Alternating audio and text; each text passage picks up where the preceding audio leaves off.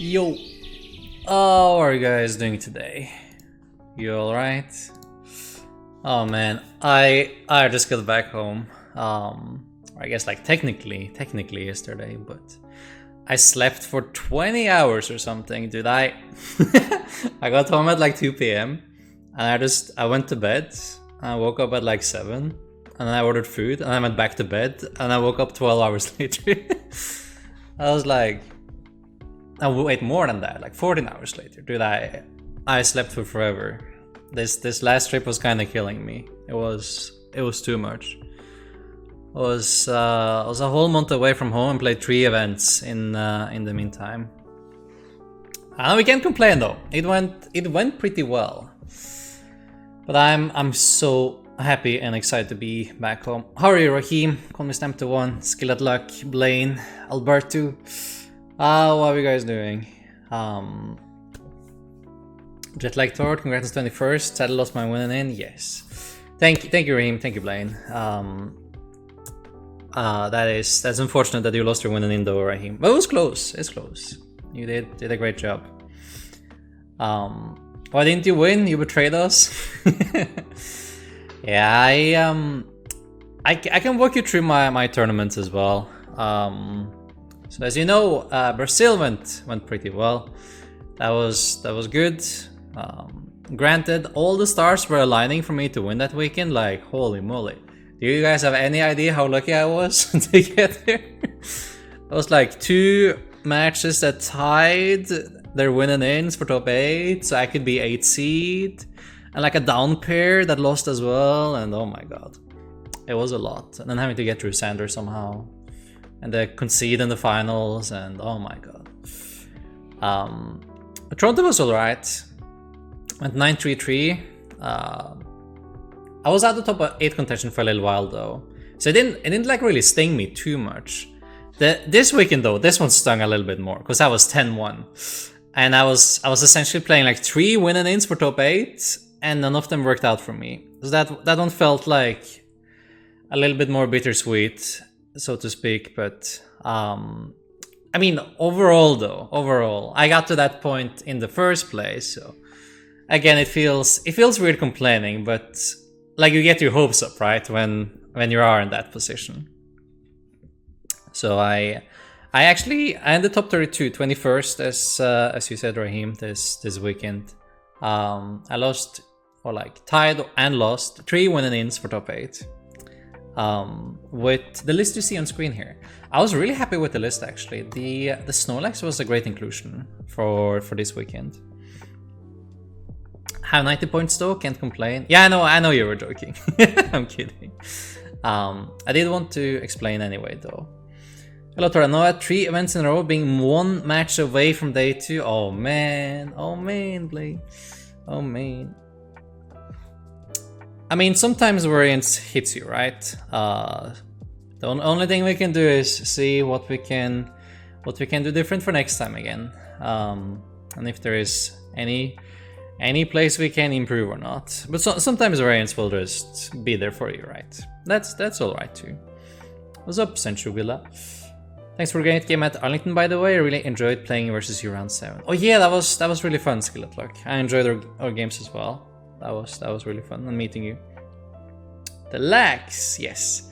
I like the Lax quite a lot. I kept the Dunsparce for it, which cost me one of those winning in games when I was playing against the Turbo Vikavolt deck. Definitely needed Dunsparce for that one. But otherwise I was pretty happy with the swap there. I was thinking like against Regis you can do more of a single price trade than actually using Lugia. So if you're attacking first, say you go turn to attack with Lugia, they can't one-shot you back, then you should technically win the price trade, right? Like you do Snorlax, Charizard, maybe a couple Archeops, and then I mean, it should work. Should be good enough. I don't want to sound rude, but I think there was misplay against Mew during the stream, but I am unsure. Did I misplayed? I might have. Do let me know what it was though. The third game I felt kinda hopeless in though, because I opened Luminion and I missed the turn to Lugia VSTAR, so that game felt really difficult regardless. But I am interested though. Why do you like the Snorlax? What pivotal role did it play? Okay, so the Snorlax, right? I have a lot of cool arguments for the Snorlax. I'll go over them.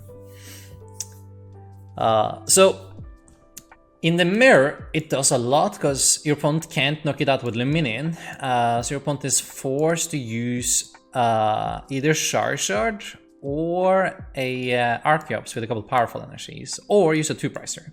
And they don't want to do any of these against your single pricer again. Like, none of them are like a great option. So it's essentially like using a Yveltal and putting a V-Guard energy on it. Like, you force a lot of resources from your opponent doing it. It does a lot of damage. I was actually able to win a mirror match this weekend by manually charging my Snorlax for a game, which was pretty funny. I knocked out my only Archeops, and I just like went double turbo attach and then powerful boss for game, and then that was great.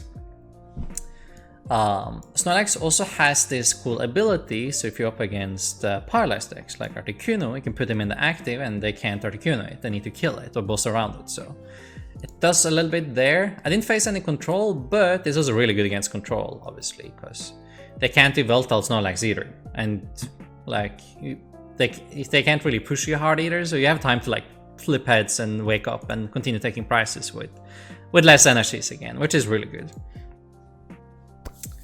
Thor, I need CP, can you play for me? Oh, that's another thing, by the way. Like, what's up, Mello? This, if I managed to hit top 8, I would be at 1000 CP right now. But since I didn't, I was already capped my best finish limit. Like, I was already capped. So this top 32 result is replacing another result I had. So I didn't get my usual 60 CP, I got 20 CP from this event. 20 CP in a box, that's it. And we for sure didn't plus money-wise, so I don't know. Was it worth it? Well, I had fun though. I had fun. It was an experience. Hotel was nice, event was nice. Was well organized. Strictly money to CP, probably not worth, but you know, it was fun.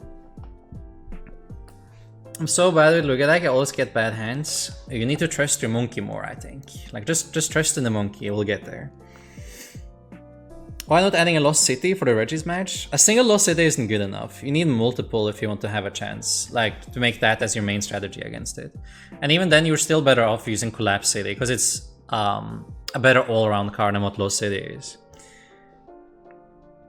Depends on the matchups as well, of course. Lost City isn't bad, but I like Collapsed more in general, because it's much better in the mirror, since you can discard a double pricer from the bench. Like, if you go second and you have to bench double Lugia, then you can discard one of them, so that makes a huge difference. I hear your legend that Thor gets double heads and Snorlax too. Luckily, it was getting KO'd either way. Yes. Well, actually, in game 3 of one of the win and in matches I had, I was flipping for Snorlax, and if I flip double heads, I just win the game on the spot. But unfortunately, Snorlax was not with me there. Oh, I saw that like the first dice of heads first, and I got my hopes up, and then nah, other one did not work out. Do we still need Manaphy? I think Dunsparce is too good not to play it. I think if you have to pick between Manaphy and Dunsparce, then Manaphy is better. Dunsparce is also good though, but it's more situational than what Manaphy is. Manaphy blocks more things. Blocks Greninja, blocks Kyogre. You can't really beat Kyogre if you don't have Manaphy. Like, overall, Raikou, for Raikou it's more important to stop the bench damage than it is to stop the weakness damage again. Because then you have these spots where they can knock out Monkey and Yveltal at the same time, for example, and that's just, you know, not great, not great. Also, if you bench the Dunsparce to block the weakness, then they can still knock out Dunsparce and the Monkey. Like, they get their double price turn anyway, right? So it's like, you'd rather have the Manaphy to block than the Dunsparce again for Amazing Raikou. For Raikou V, they trade evenly anyway, so you don't really care. So it depends. Thor played Lax because he wanted more coin flips. Exactly, Mello, exactly. Like, the logic behind the Lax is that if it doesn't die, you're happy anyway, right? Like, it's supposed to die. If it doesn't die, I mean, you should you should be happy. You can Birdkeeper it as well, though, if you need to. Is there any way to win against control? Have they only play here? They only play counters. Hashtag free baby Lugia. Yeah, I think especially with the Snorlax, the control matchup is pretty favored, honestly. It's like it felt a little bit unfavored without the Bird Keeper, but like when I had the Bird Keeper like last weekend, like in Toronto, I felt control matchup was actually pretty alright. Because it wasn't much more than this that was needed, like tip it into your favor. It was a really close one already, but you would usually lose. But with the Bird Keeper, it felt pretty even. With the Snorlax as on top of that again, I think it should be very fine to play against control. They can't discard energies of the Snorlax, you know, so that's pretty good. Thornton was OP. Oh, that's awesome to hear though, Adam. I do kind of want to try out like a little bit more Thornton action in Lugia. Yeah, what's up, Mr. Nick? What's your thoughts on most of the Lugia decks that top playing 2 Lugia V-STAR, 3 Lugia V? What's the argument for running 4 Vs, 3 V-STAR? Well, it's consistency, so if you're missing either turn 1 Lugia V or turn 2 Lugia V-STAR, you're probably losing the game. So you want more copies of them so that is less likely to happen, like in general. If you go second as well and you only bench 1 Lugia and not 2, you're probably also losing the game because they just boss and kill it, no matter what they're playing. Then you also have a problem. So playing a thicker line of Lugia just means that there is less variance in your setup, which is great. And it also means that if you see one of these naturally, you can use your ball cards on the other things you need again, right? Because you're not done. If you see 1 Lugia V or 1 V-STAR, you still need to see these, right? So you need to find 1, 2, 3, 4 Pokemon, right? So the more Pokemon you have, naturally you can see, the easier it is to search out the rest of them with the ball cards again. So, like, you should be playing as many of these as possible so you can set up and play the game in the first place. But I don't know, that's just me. Or you can also put in more tricks and cross your fingers and hope you set up. That also works, that's also fine. In the end, it's not like a crazy difference, right? But in theory, and the more games you play, you will see that the more copies you have of them, the better off you will be. So that's fine. But of course, you don't have to have them. But they're really good to have. That's my thoughts on it. I got punished so hard for not playing Goon in my win, and in Lost Box Mirror without it is dreadful. Yeah, Goon can be really good. Like if you don't have any other tricks, right? Like say if you don't play the Snorlax or the Monkey for the early game, Greninja, it's like if all you're leaning on is the save line, you don't have the Goon, then definitely can be hard. 4-3 Lugia, 3 Archeops forever. 3 Archeops? Yeah, 4. Okay, thank you. Thank you. The winner didn't play Snorlax. Connor? Oh yeah. Dude, I was so sure I was gonna beat Connor. We're playing game 3. And I'm like, I'm in a really good spot. This is like also one of my winning games for top 8. And like I'm so sure I'm gonna win. But my last prize is my stupid Lumini. And I can't find a guest effect for the life of me. So I'm not able to close out the game in time. So we end up tying that one. I had 2 prizes left, so like I needed a gust, like take my last prize, and I had 1 Charizard and 1 Luminion in my last 2 prizes. I needed either a Charizard to like smack the active for KO, or I needed Luminion to like boss something else for KO, like his Luminion or something. Oh. But again, like he had a weak start. There was a lot of factors. This is just me being salty. don't worry. But I was so sure I was gonna win, but it didn't work out there. But I did think that like the Snorlax helped me a lot though in like all the mirror matches I played. I felt like I could lean a lot on Snorlax to gain an advantage there. It did a lot for me. Should play 4 for Lugia then? I mean, honestly, you should. You should probably play 4 for Lugia. Problem is space again, right? And like commitment to other things. So I'm definitely really happy with like the 4 research, the 4 capture, and the 4 Lugia V here. The thing is like with Lugia V-STAR is that at least you have 2 turns to find it, right? So that could be an argument that is the card you want to play 1 less copy of compared to say the research Lugia V and the Archeops, because those you kind of need to find immediately, right? Mahon was saying that 3 Lugia V-STAR will still get priced, like all 3 of them? Nah, that's a lot. Pricing all 3 compared to 2 is very unlikely. Pricing 2 is also very unlikely, of course, though. Maybe Connor didn't play against any control deck. Yeah, there was not a lot of control. The control decks were really scared this weekend, obviously, because everyone was kind of attacking against them in some sort of way, right? So there was a lot of Mr. Rhyme. You guys remember we talked about Rhyme for a second the other day, like before the event? There was a lot of people actually played this card. Where is he? This one, the screen cleaner one. Same as Espeon. We can't be turned off by Pat. A lot of Espeon VMAX, a lot of Bird Keepers, there was some Snorlax. A lot of cards Control don't really want to see, right? So Control was definitely a much weaker pick now than before. So I think that had a lot to do with it as well. Yeah, Double Fish would have been great. Like I did miss the Double Fish sometimes, no doubt. But it's mainly if it's in your final prices and you can't find your guest effects naturally, right? That's when it really stings. But it's normally fine, but sometimes it doesn't work out. Can we get some quad Weezing gameplay today? Yo, we got the list. Ugh, quad Weezing, nah, I don't know, I'm not sure. I'm jet lagged. I'm not sure if I have it in me. Room for Heavy Ball, or you not think it's worth it?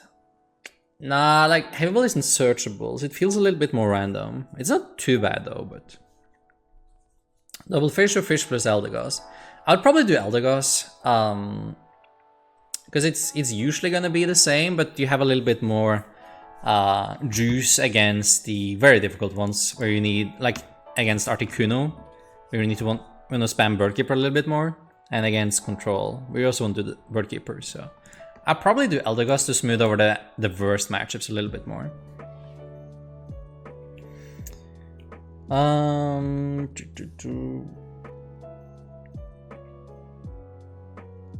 If you're playing Mirror Match and you go second, would you put a single pricer in active instead of Lugia V? So what would be a situation where you wouldn't? No, you would always do that, of course. I think that's like one of the tricks in the mirror that's not utilized enough. If you lose the flip and you go second, you should probably open a single pricer. Definitely. My control tech was Eldegoss V. Yeah, that's fair. Oh, I tried that for a little bit as well. I was a little bit scared of Pat to play it though. I was expecting the control decks to play Pat to block Espeon and Eldegoss for this event, but otherwise I think it's a great tech, and they didn't seem to really do it anyway. Can I ask you why you decided to boss KO Mew and not KO active Meloetta? We're talking about like me getting punished by the Silene heads on the fusion energy, right? I was like, I was willing to take the risk. I didn't deem it to be like that likely. But in retrospect, since I did get so punished for it, it would have been better to knock out Meloetta again, right? Obviously, but it is fine. It is what it is. I think I'll probably do the same play again, though.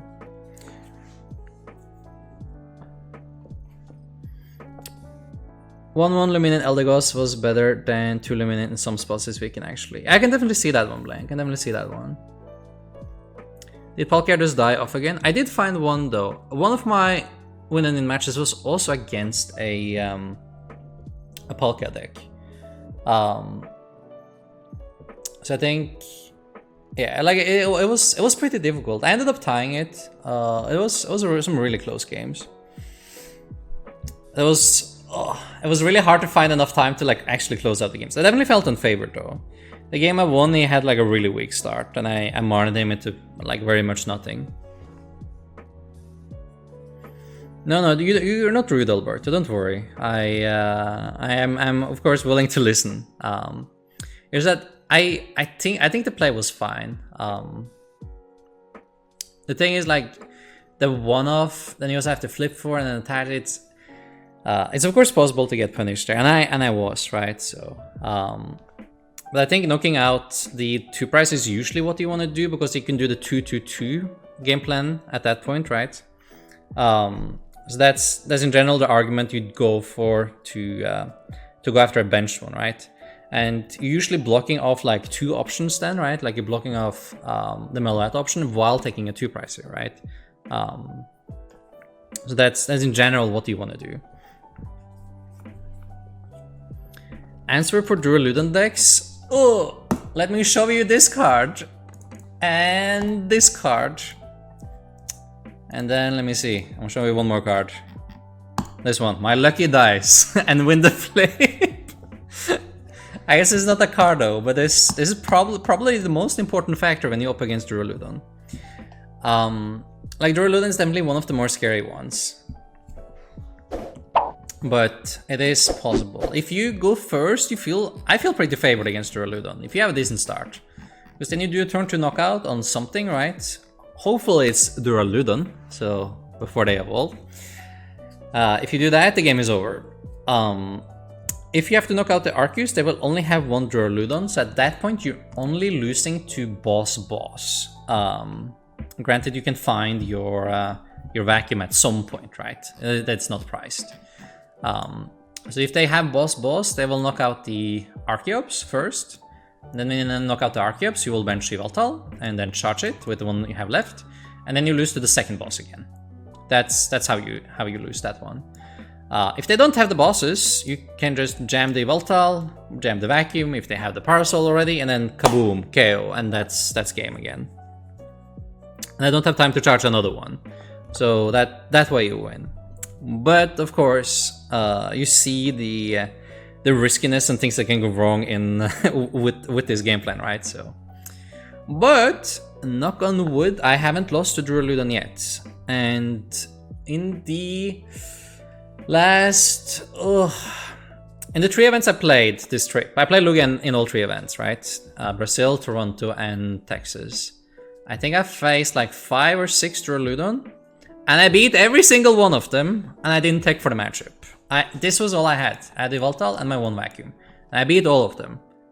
Maybe a miracle, but whatever. Duraludon, still a Duraludon deck. It's still Dura, you know? And it doesn't always draw the best. And if you win the flip, you kind of win. So, I don't know. It's not as bad as it seems. It's just what I'm trying to say here. So, if you're really scared of it, of course you can tech for it. I'll probably think that you play Path to the Peak would be the easiest answer though. I discarded all my guests in a game tree and my opponent didn't know I played Gauss yet, and then he was shocked. Ooh, I like that. That's really cool. Why not 2 lost vacuums? Just space again. All the cards in this deck are so crucial. So you can't really afford to tech for a matchup that's doesn't see that much play. 2-0 against Duraludon in Arlington. Yo, let's go, Blaine. My opponent and I were playing chicken during game 3, round 9 for points. It was whoever hit her out first. Digging for vacuum is top taking for balls. Yeah, exactly. That makes sense. The current meta is a landmine field against Lugia. Kudos for you for winning so easily. Yo, thank you, Albert. I honestly think that Lugia is just the best deck, and all the supposed counters are not really good counters. They're all even at best. None of them feel like crazy good into Lugia. A Lugia that draws well and plays well feels good into all the weird stuff.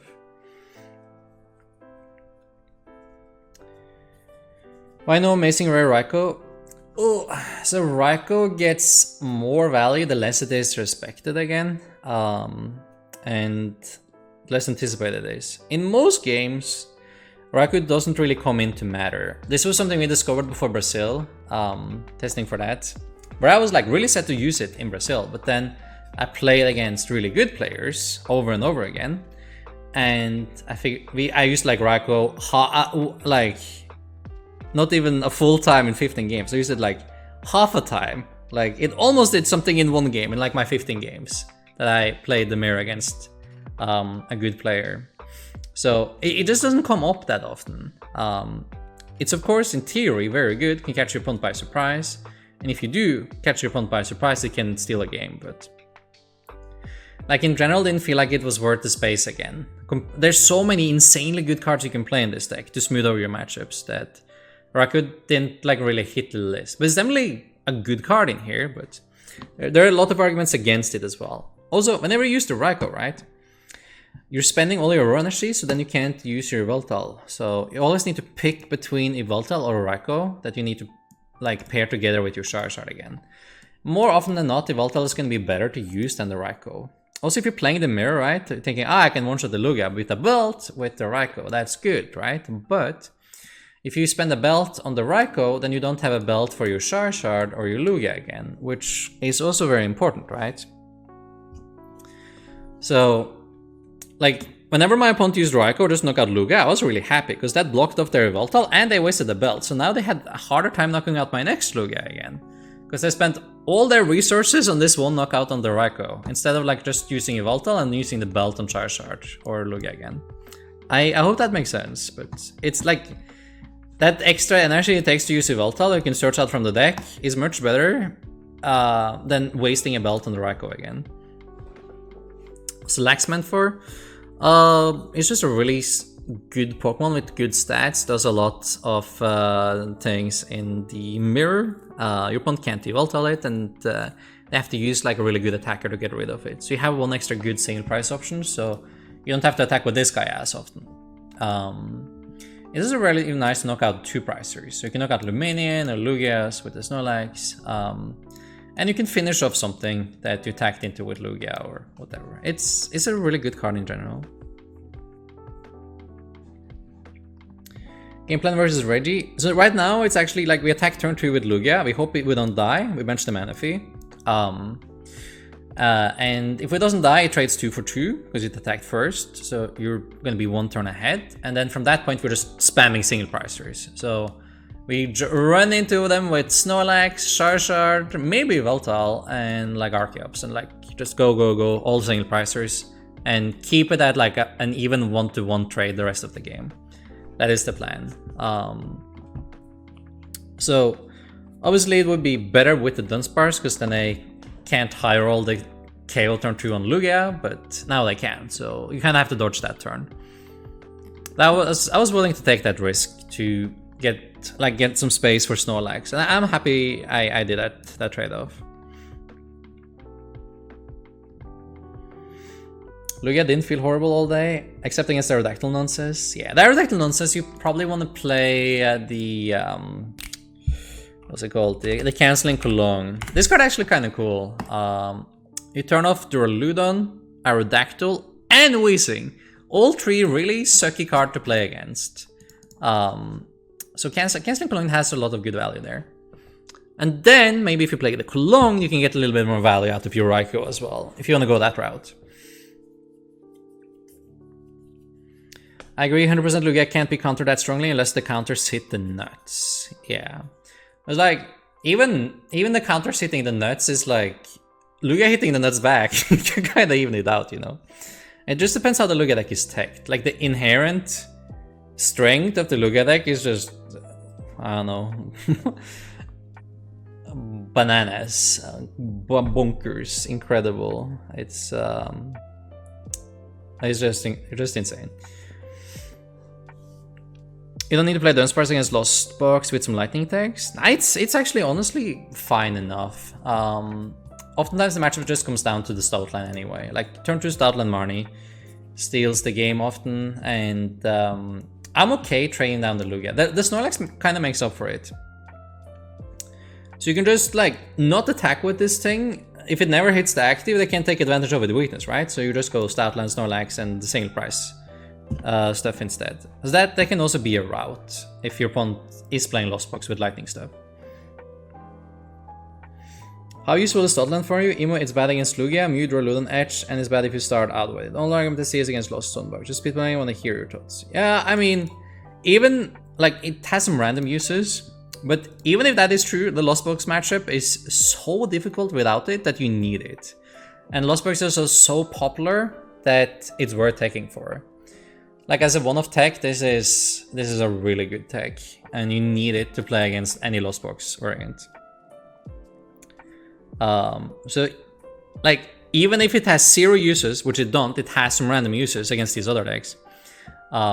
Even if that is true, it's still worth playing it. So it's a good card to have in here. Round 2, I priced all 4 of my Archeops. So I took all the bad lucks you didn't have any.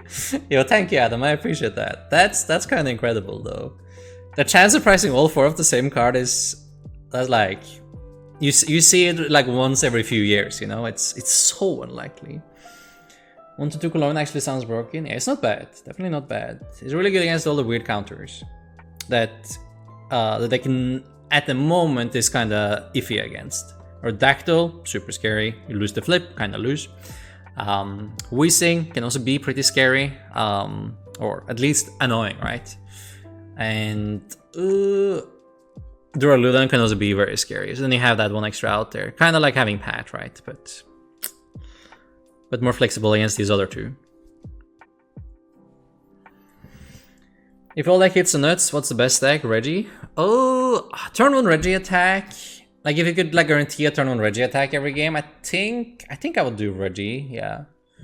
Really hard to beat Regi on turn 1 attack with anything. Sorry if I already asked about hiding dark or heat energy. Oh, I want to touch on this, thank you. So I see a lot of people actually running the heat over the hiding. I think this is fine, but only if you run Raikou. I'll explain why. So if you're running Raikou, right? This guy needs 3 Aurora Energy, which means that if you lose 1 Aurora Energy, right, then you have to spend the remaining 3 on this Raikou, and suddenly you can't attack with Charizard anymore, and that sucks. That's bad. You usually want to do the Charizard, right? So if you're running this guy, the heat energy makes more sense. If you're not running this guy, though, all your Aurora Energies are supposed to be spent on this guy anyway. And you will always have like 1 extra, so like this thing can be used on the Yveltal, so you can save an Aura Energy for the Charizard if needed, right? So, then it just comes down to which effect is better. Is the free retreat effect better, or is the plus 20 effect better, right? You can, of course, use Fire Energy on both of them, so that's an argument, but it never comes up if these are only 2 Pokemon you have, so then it doesn't matter. Like it literally never ever comes up. So then it's just about like which effect is better, and hiding energy for free retreat is definitely better than the plus 20 HP on Charizard, because that is very rare to come up. Like this Archeops needs like 1 more powerful energy. I think it has like the closest thing to relevancy it can come, but your opponent will always kill you with Luminion anyway, so it doesn't matter. It's very rare that plus 20 actually comes up. But the Hiding Dark Energy, it actually comes up quite a lot. Every single time you open this dude, you want the Hiding Dark Energy to retreat into Lugia and preserve energies and like use this guy later. So every time you open a Yveltal, Hiding Energy comes up. Of course, it's pretty niche between both of them. Usually none of them come up, right? But if anything comes up, this one is the one that comes up to actually do something. Yo, what's up, Kixos? I went 3-1 into it and only lost to breaking. Yeah, we'll see. Look at that, Raheem. Excellent. Sudden closed the game for me because Pat was down and Yveltal was already used. Nice, nice. It was like random uses where like you attack into something, you don't kill it. Say, this comes up a little bit actually. A good play can be you Archeops into Charizard in the late game, and your opponent is down on the resources, and you're not killing it, so you can set it up for Statland K on the next turn again.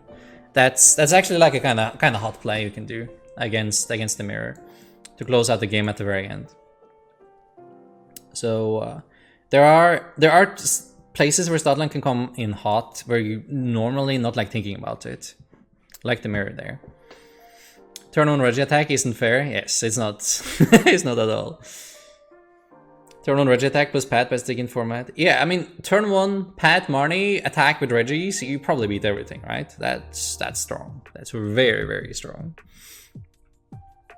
The thing about the Gigas in Lugia. So the Gigas hits the Mew matchup, and it hits the Duraludon matchup, and that's really it. So it's a little bit too narrow for me, I think. It's okay. It's not horrible. I don't really care to play it. I think you have better options. I'd rather play let's let's see, not this guy, but like again, as I said, like Duraludon isn't big enough of a deck to bother to tech against, and you can still beat it. With my knock on wood undefeated record against Duraludon so far, like 5-0-6. So it's not really worth taking for, and I'd rather have like this guy from Mew, I think. We don't really need it against anything else. This one is stronger into Mew than what Regi is.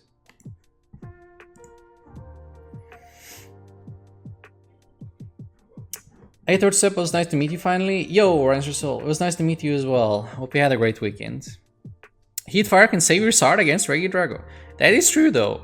But if we're talking about Regis now, they can just attack with Regice instead, right? I mean, nothing forcing them to attack with Regi Drago into your Charizard again. Hiding Dark Energy? Yo, that's not legal? Yo, it's very legal. 95% time hiding Dark is de facto a basic Dark. I mean, yes. Well, the same thing can be said for Heat Energy, right? So if any of the effects are to come up, right, it is going to be the Hiding Dark. I have yet to see the Heat Energy plus 20 actually matter, but I used Hiding Dark quite a lot, actually. Of course, like, it's relatively speaking. None of them usually comes up ever, right? Like, it is very rare. Like, 1 out of, I don't know, 50 games or whatever, it's rare. But it does come up sometimes, so I do like it. No need for Drapion? Nah, if you want to take from Mew, you play the Baby Moltres. Because if playing Drapion, you're just playing into Mew's price trade anyway. It doesn't actually help to give them another double price trade. They took the first knockout, then the Drapion is just oil on the fire, you know, it's not helping you. What's the basic strategy beat Mew? Ideal setup. So what you do is you try to take 3 knockouts, depending on their version, right? If they play Meloetta, you need 3 knockouts. So you knock out Meloetta, VMAX, and a VMAX, or 2 pricer, right? You can also go double Mew VMAX, that works. So what you want to do is you want to one-shot each of these things. Meloetta is easy, and you need to one-shot at least 1 Mew VMAX, right? That's the thing. You have 2 options to do it. You can do Yveltal or you can do Lugia. Lugia needs a belt, Yveltal doesn't, right? That's how I want to go about it. If you attack from turn 2, even if Mew is donking your 2 pricer, you still win the price trade. It's kind of insane. So they knock out Lugia, they take 2. You knock out their Meloetta, they knock out your Lugia again, they take 2. So now it's 5 prices for you and 2 for your opponent. You're still winning. Because then you go 1-shot with Yveltal, you go down to 2, so you match them. You now have only single pricers on the board. They take 1, and then you close out the game with Charizard balls, for example, right? And this is if you get donked, right? So in theory, if you draw well, Mew never wins, ever, right? The only way Mew beats you is if they donk your only Lugia, or they brick you into nothingness with Marnie Pat or Judge Pat. Like that's Mew's only win condition. Mew can only cheese Lugia. Mew never beats Lugia straight up if both players draw well.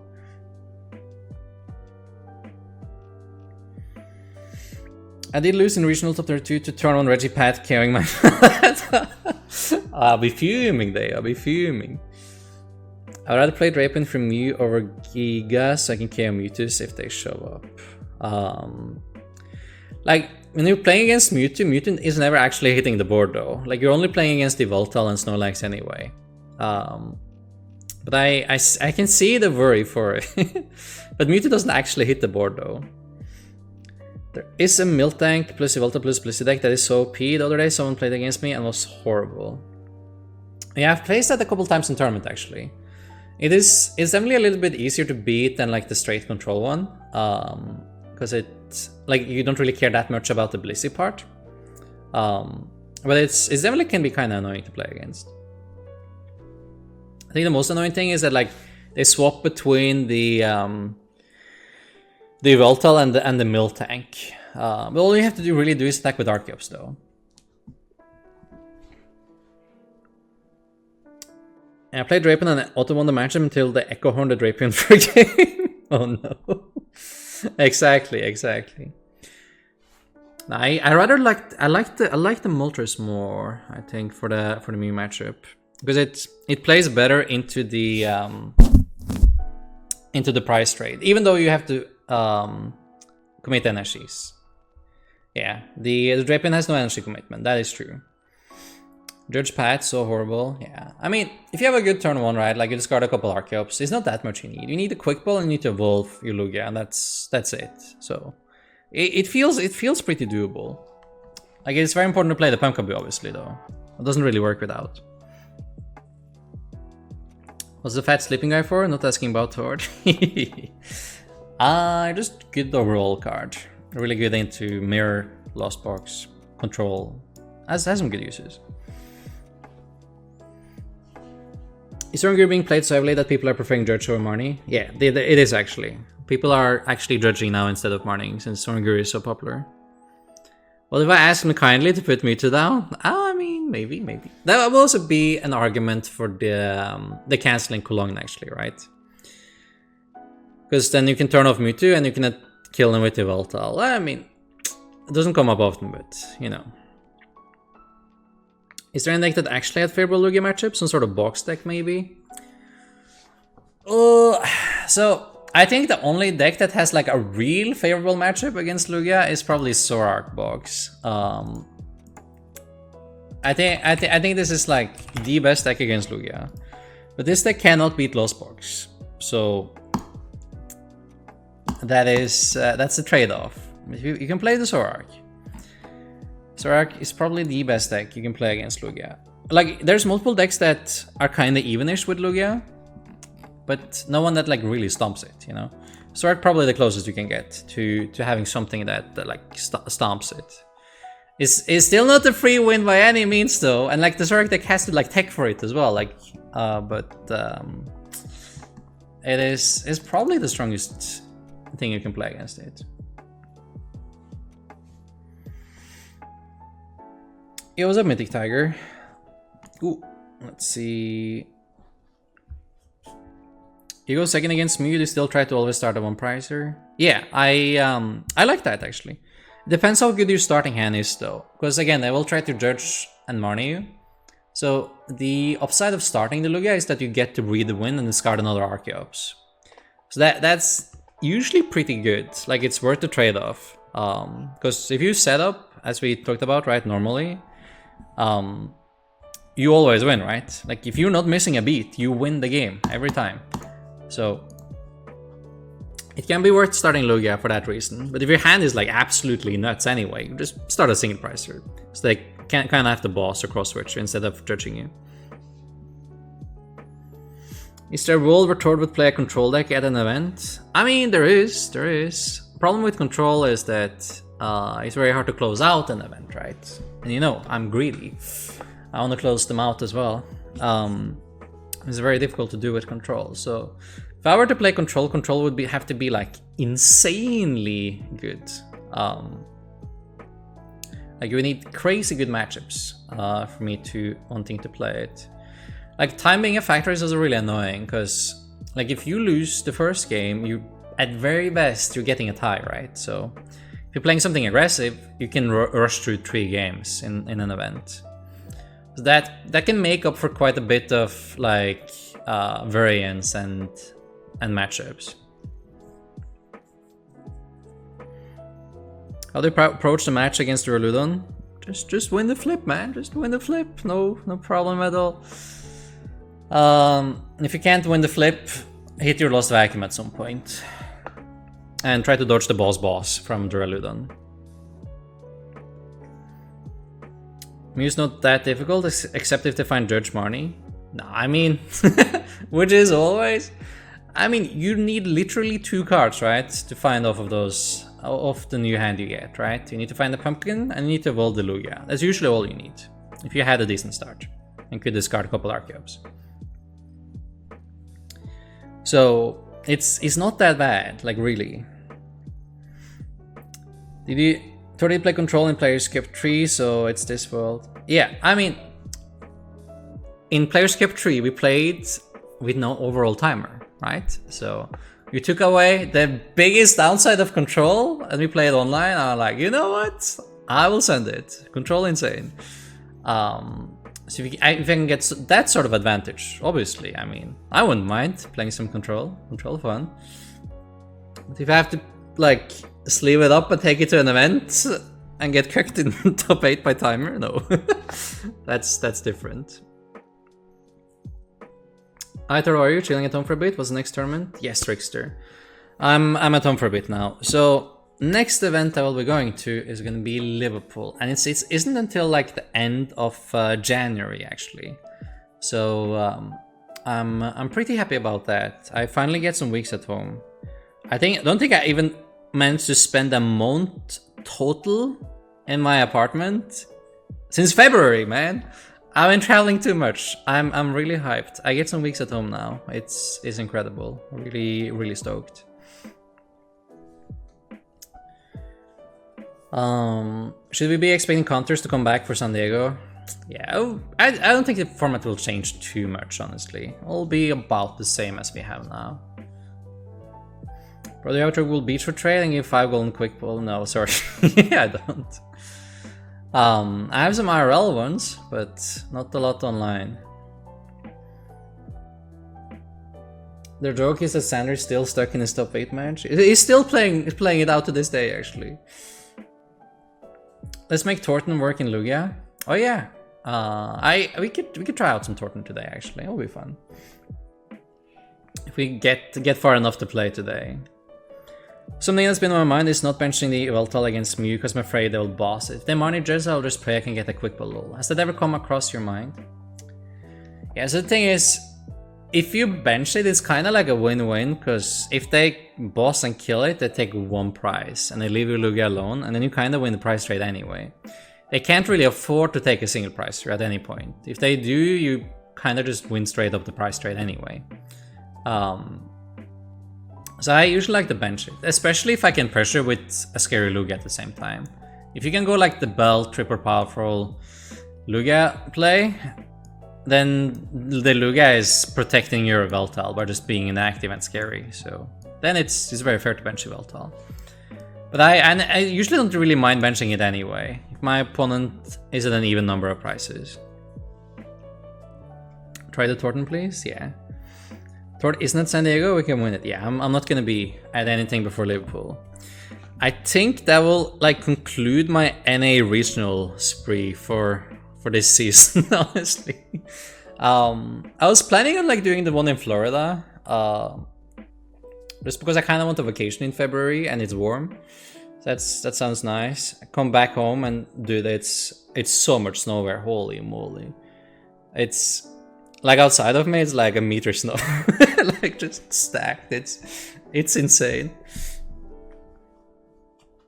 Here's the Dunsparce. Dunsparce gained some weight. It's here though. Here's the Dunsparce. Yeah, I think it'll be in Orlando.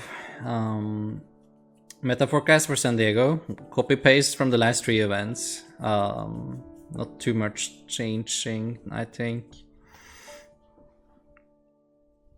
Oh god, I tried out so much Thornton before LIC. It was terrible. You didn't like it, James?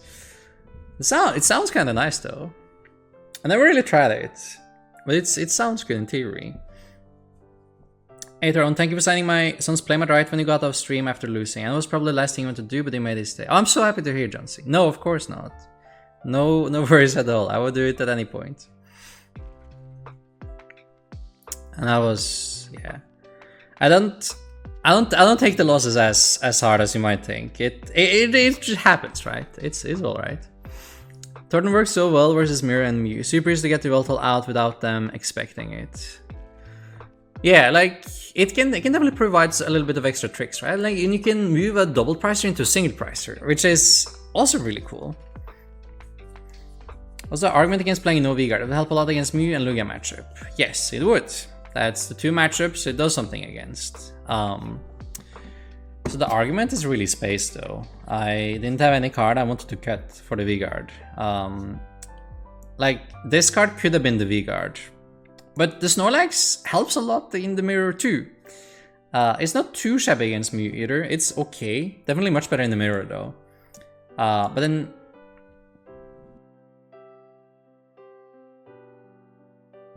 Come on, computer. There we go. Let's see. Oh, what was I trying to say? Yeah. This Snorlax is like pretty good in general though. It felt like more overall good than the V-Guard again. So I wanted to play the Snorlax. Really good against Lost Box, which the V-Guard energy is really not. And against Control, and even a little bit better Mirror than the V-Guard, I think, as well. So I ended up with the Snorlax over the V-Guard for the Dunsparce again. And also much better against the Regi matchup as well than the V-Guard. So if you want to play the V-Guard as well, you kind of have to like move a Capture energy, right? That's what most people do. They move a Capture energy to the V-Guard energy, right? And they play it like this. And that is fine. It's pretty close. But I do want to say though, if you open with the V-Guard energy instead of the Capture energy, man, that can lose you the game. So it's just me being like overly consistent. You also have a lot of cases where you draw into V-Guard energy instead of Capture energy, like mid-game, and you need another attacker, right? You need to find Charizard, Yveltal, Stoutland, Snorlax, maybe a Monkey, or Manaphy, like something, right? So many things you want to search out, and Capture energy searches out all of them. So that is really strong. So like Capture energy, one of the best cards in the deck.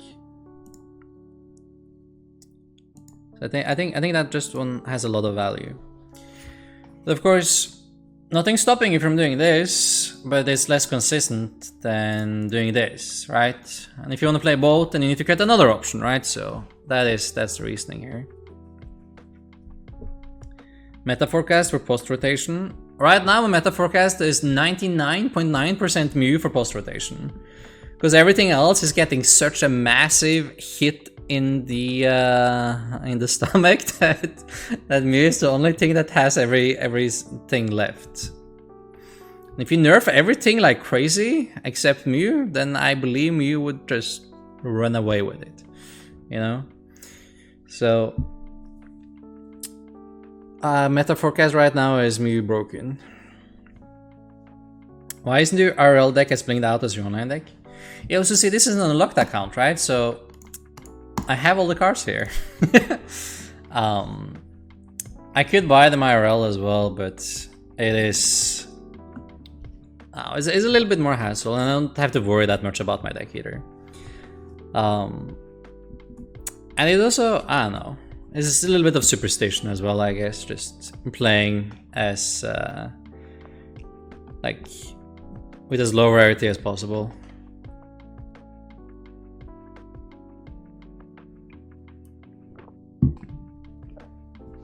Lugia dies after rotation, Nest Ball sucks for Luminion. Well, I mean, that's it. Lugia dies, but that's not the reason why Lugia dies. Or like if it doesn't die, like it gets nerfed. And the reason Lugia gets nerfed is because it loses this energy, it loses this energy, it loses this energy, it loses this one, it loses this one. So I mean, it's like its attackers kind of die, you know? And the Lugia itself goes from doing 330 to 250, and that's not good, you know? That's very, very different from what it's doing right now. That's the main issue here. Is Lugia Regi for the future? Yo, now we're talking. Maybe not into Mew though. Are you in share 20? I think I'm at 20. I think I'm 19. I think I'm 19. But it's renamed though to Top Tech Academy. So, but it is one of the share accounts. Single Strike with Lugia may become the way to play it. You'll add 2 types of special energy and earn a vitality to recover it. It's true, like, there should definitely be ways to still play Lugia, and they will print more special energies, so it will always be out there, I think. But like early post-rotation, I have a feeling for Mew.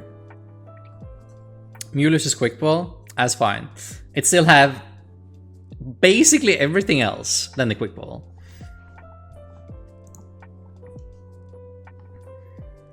If you bring Control to a tournament, it's cultural appropriation and judges will be You think so? You just make it Rapid Strike, Single Strike, or Fusion Strike Lugia. Alright. Mew Lugia! Now we're talking, guys. Now we're talking. Meloetta Lugia. That checks out, yes. Is one Bird Keeper really enough to beat the Paralysis decks? I'm trying it out on the ladder, but haven't hit the right matchups. It's not actually. One Bird Keeper is really good against control, and it gives you a chance against Paralyze, but it's not really enough. If you want to beat it, you need the Eldegoss or second Bird Keeper, I think. One Bird Keeper is giving you a chance. But if they draw really well, you still lose. But they draw well, they play well, then you won't get there with the one Bird Keeper. Unfortunately. The Snorlax helps a little bit as well though. But they can usually gust around it anyway. So you need to play like really clever, and even then the one Bird Keeper usually doesn't really cut it. So if you want to beat it consistently, you need like another one. Or a harder tech.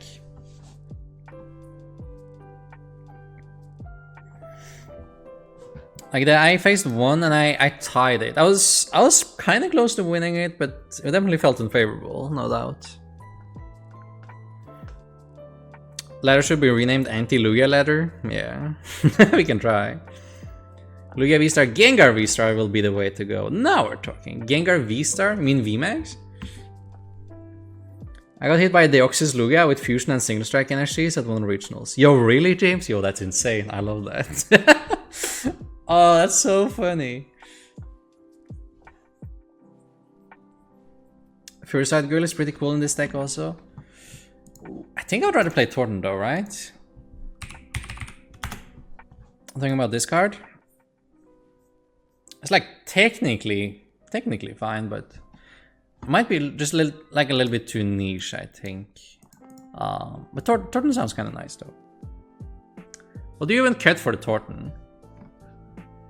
Get the Snorlax? Maybe? Could try to get the Snorlax for the Torton. That'd be kind of fun. What would be your preferred Lost Box variant? I mean, I would love to play without gates, but it seems like you kind of need them. Because like the power level of the deck isn't high enough without them right now to keep up with Lugia, it feels like.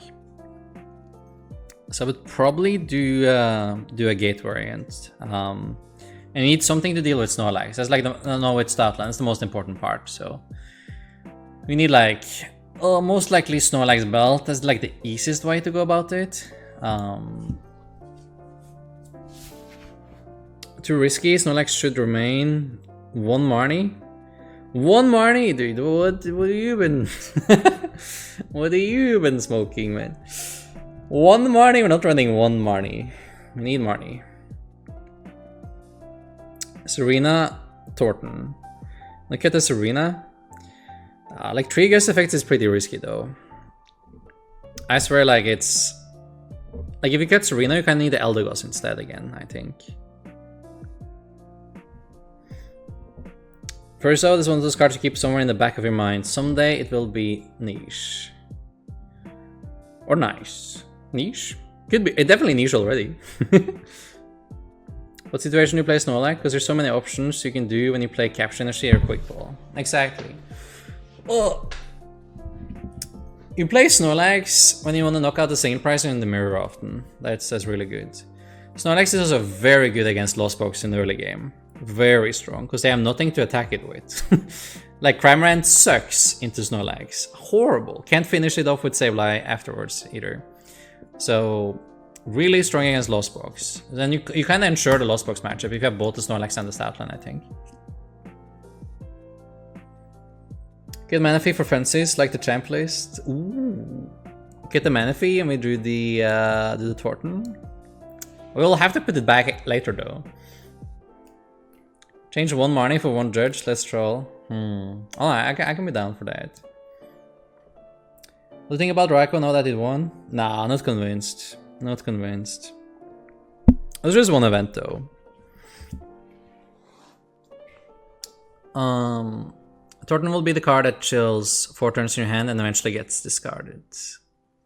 I mean, let's see if we can use it though. Okay.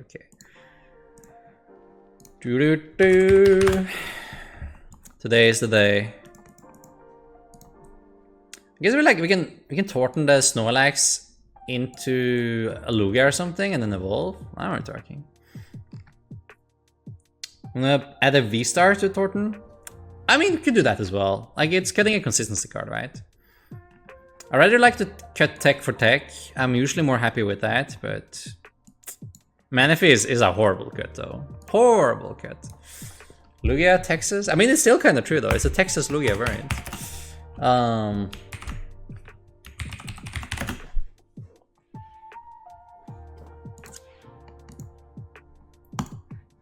Alright, let's play a game. Yo, ladder reset? Incredible.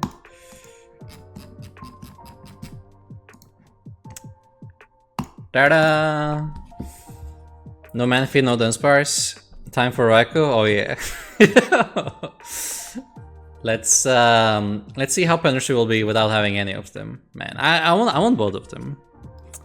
Playing without any of them seems mega sus. Well, Lugia doesn't play Big Parasol instead of Birdkeeper.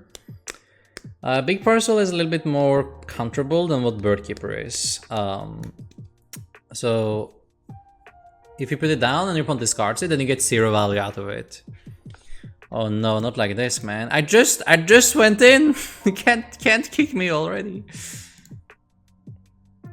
Can it stop blinking? It's making me really nervous. Okay, thank you. Ladder reset promotes the new Lugia partner. Does it? Wait. Oh, there was a Gengar, right? Oh no, they're playing Raikou. Oh wait, this is Regi's, right? Man, we're running into Regi's and I literally have no Manaphy and no Dunsparce. This is gonna be so messy, man. Oof. Already upset. Okay.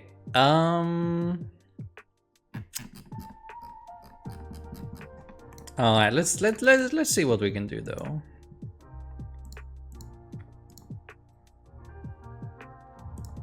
If I do this. So the problem is that they can go like Pat, right? So they can do some Marnie and then I do want to put this down. Maybe the safest play is like I discard it and I pick up the Pumpkaboo. So then I'm kind of ready next turn anyway, and if they don't do anything, I'll just discard the Pumpkaboo and not bench it. This is probably the safest play. They donk me, they donk me. I can't beat turn 1 attack anyway. Ladder is afraid of Thornton. I mean that's very obvious here. Un.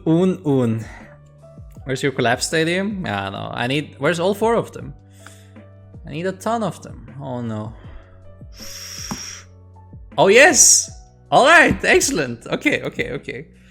I mean that's great. That's good. Great news. Very good. Now I wish I saved other Ultra Ball though, because then I could have killed the Regi Drago, right? So playing around Marnie here, that's getting me a little bit punished. Honestly, let's see. Yeah, they will have a full bench though, right? Yeah, they will have a full bench. I need a top deck boss. Turn 1 KO and Pat incoming? Yeah, no shot. And unfortunate. Not really, but you know.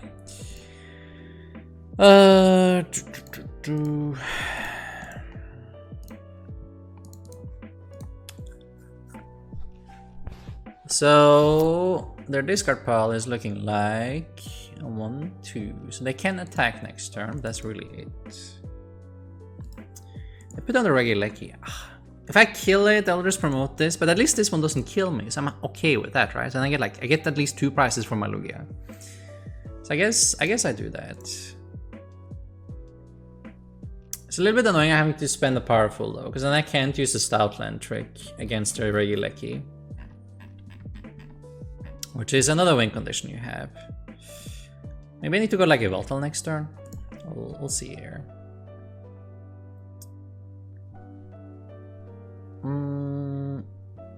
Okay, I'll do this one and save my other ones, I think. Yeah, this is fine. Keep the powerful? No. Like when you spend 1 powerful already, the second powerful doesn't matter. Powerful are for the Archeops, I know, but you only need like 1 on each of them. So I still have enough to like use both my archeops. Don't worry. Let's see. I think I hold here. But if we pass, they can just retreat and promote this thing anyway. It doesn't really help us. If they didn't have energy in the discard pile, the pass would be fine. Yeah, don't worry. We have enough powerful for the Archeops anyway. I just want to have enough Aurora energy left for both the Charizard and the Yveltal as well, because they are also good single price options, right? So I rather do that.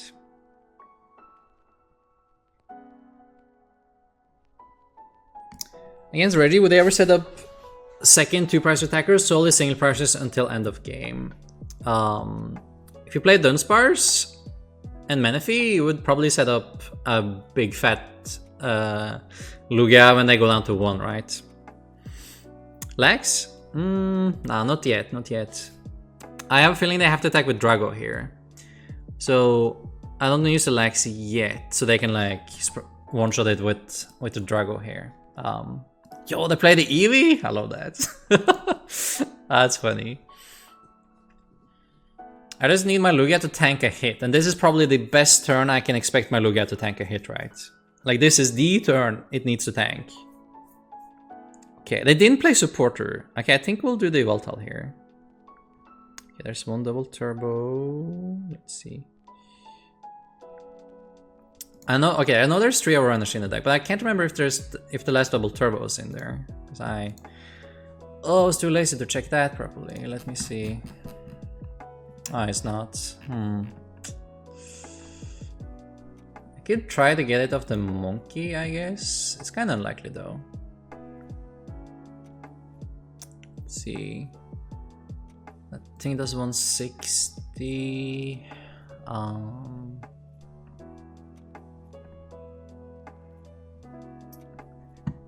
And nothing great to tank with. I could YOLO it off the monkey if I hit a ball card here, then I got it, right? Ranging the monkey does kind of suck though, because it's very squishy. With the hand I have, it's probably the only way though. Can I draw a card off of Serena first? Then I can't boss around it if I want to either though.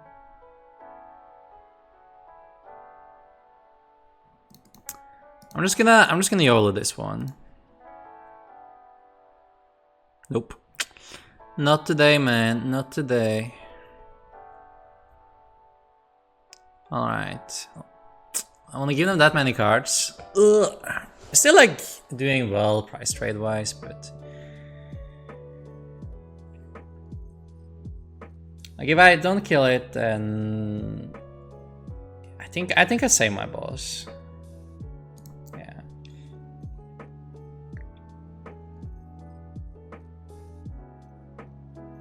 I should have clicked the Archeops though. I was running out of time. You should shuffle away the energy here so we can top deck something better, of course. Like Chain's Care over Thornton. Yeah, I mean that's a normal card to play though, right? Like Thornton isn't really much played. And maybe there's something we can do with it here. So you see Raikou would have carried this matchup? Raikou here? Nah, I mean, like Raikou this turn would kill the Lecky and then hopefully set up for the Stoutland, right? That's what you want, but they can also retreat into the Rock and one-shot it, so you would need the Dunsparce as well and the Menifee. And if you have the Dunsparce Menifee, you carry anyway, right? So I don't know, man. I don't know. It just takes 1 price.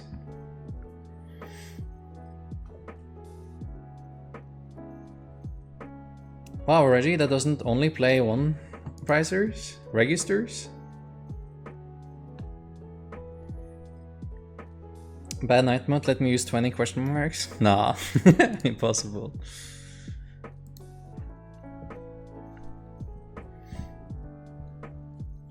What's up, Seller? How much have you been on the road since Worlds? Too much, too much. Like since February, really. I've been on the road too much. Alright, there's the Marnie. I'm really happy with that. Let's see. Why is this inactive? I want 20. It does kill though, right? It does still kill, barely, but it does. This one is not something we should have drawn here. We should have shuffled it with Archeops. Lucky Energy animation is so ugly. At least it works though, right? At least it works now.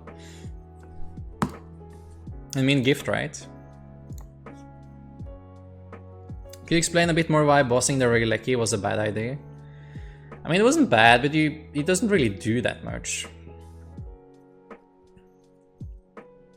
Alright. Now it would do a little bit more. Now the boss would be like a really good idea, I think.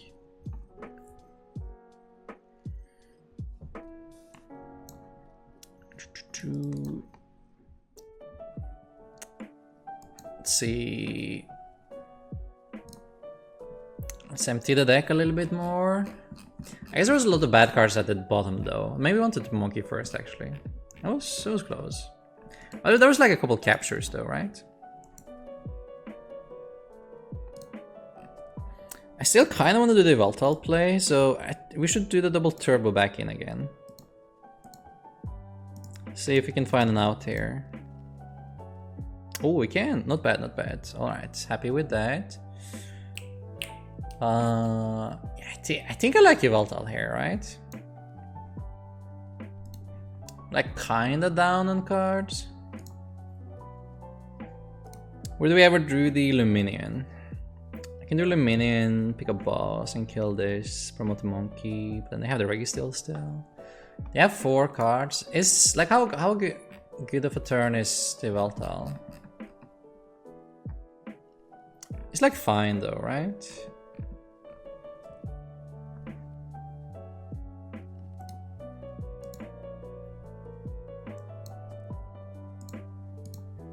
It's like a fine turn. It's an okay turn.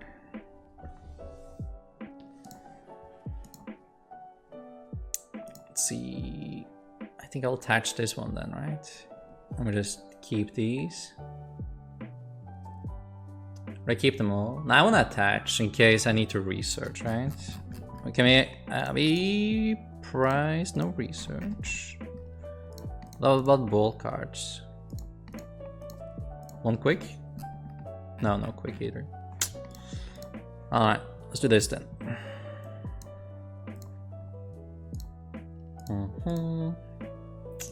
Maybe we're lucky, maybe they don't have it. Playing around the gift energy here. Ooh, the boss, I like the boss. The boss is nice. Alright, we do need like one more attacker though.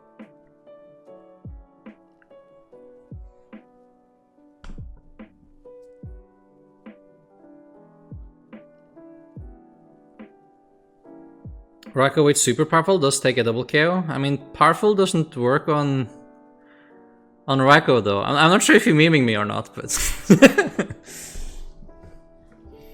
yo, they didn't have it.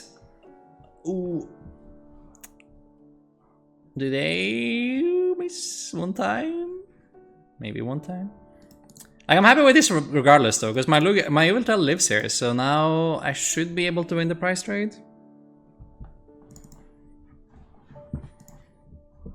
Yeah, okay, it dies, but that's fine. Because now I have my Yveltal. I just need to like charge my 2 Archeops, right? And I get to Yveltal away their gift energy again. That's really good. One thing about new EX cards evolving from one price, it seems like a nice change. Yes, it does. It really does. I'm excited. It's like it brings me back to one of my favorite formats. So that's really cool. I'm really excited for that actually. Ooh, I like that too. If they attack with Lecky here, then I have my Luminion attack. Let's see, how many energies we left? Okay, so I have enough energies left to attack with both of them, right? That's great. So we should just win here. If I don't do anything, we should have it. Okay. So let's just KO this thing. Actually, they can attack with the Gigas, and then I need to boss, right? So maybe when should I boss though? Like when do we attack with the Gigas? If they don't attack with Gigas now, they can't really win. If they attack with this guy, then I just save my 2 powerful energies and attack with this guy. Then I need to boss, but then if they boss, then we don't get rid of my boss again.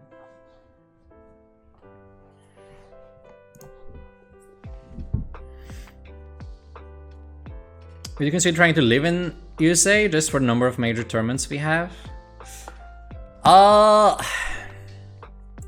I like Norway too much. It's very hard for me to do that, but like I don't know, it's something to consider though. It is. I'm still probably not sure if I ever want to do that. I like the Snorlax here as well though. I think okay, so what I think we do is we bench the Snorlax and we attack with this one. That should be game on board.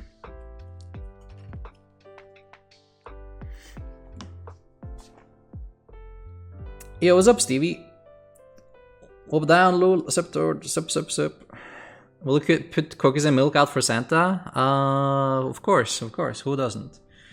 They did nothing. Okay, I mean, that sounds like a Regi problem. But I mean, even if they attack there, they still lose, right? Like, we still the turn ahead. Like, since I managed to attack turn 2 with Lugia and it didn't blow up, then that should be a game, right? This is what we want to do without the Dunsparce and the Manaphy.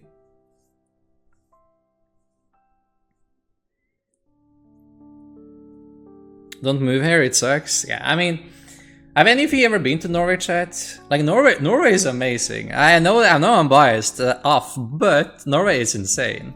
Norway is actually crazy. Regis beats itself 90% of the time. Sure, looks like it.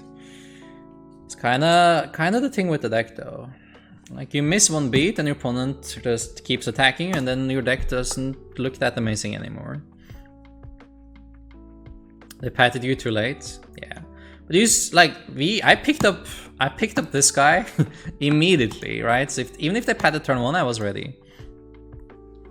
Needed like pat Marnie turn 1. Should I force you to put the Pumpkaboo? Yeah, it would definitely help.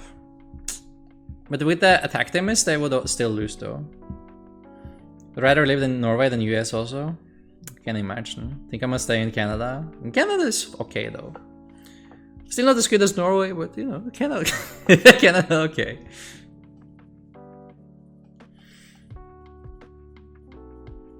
Doesn't feel safe there, but Norway seems like it is. Yeah, Norway is relatively safe. Or, I mean, safe as you can get it, right? Alright, we got there. Regi busted.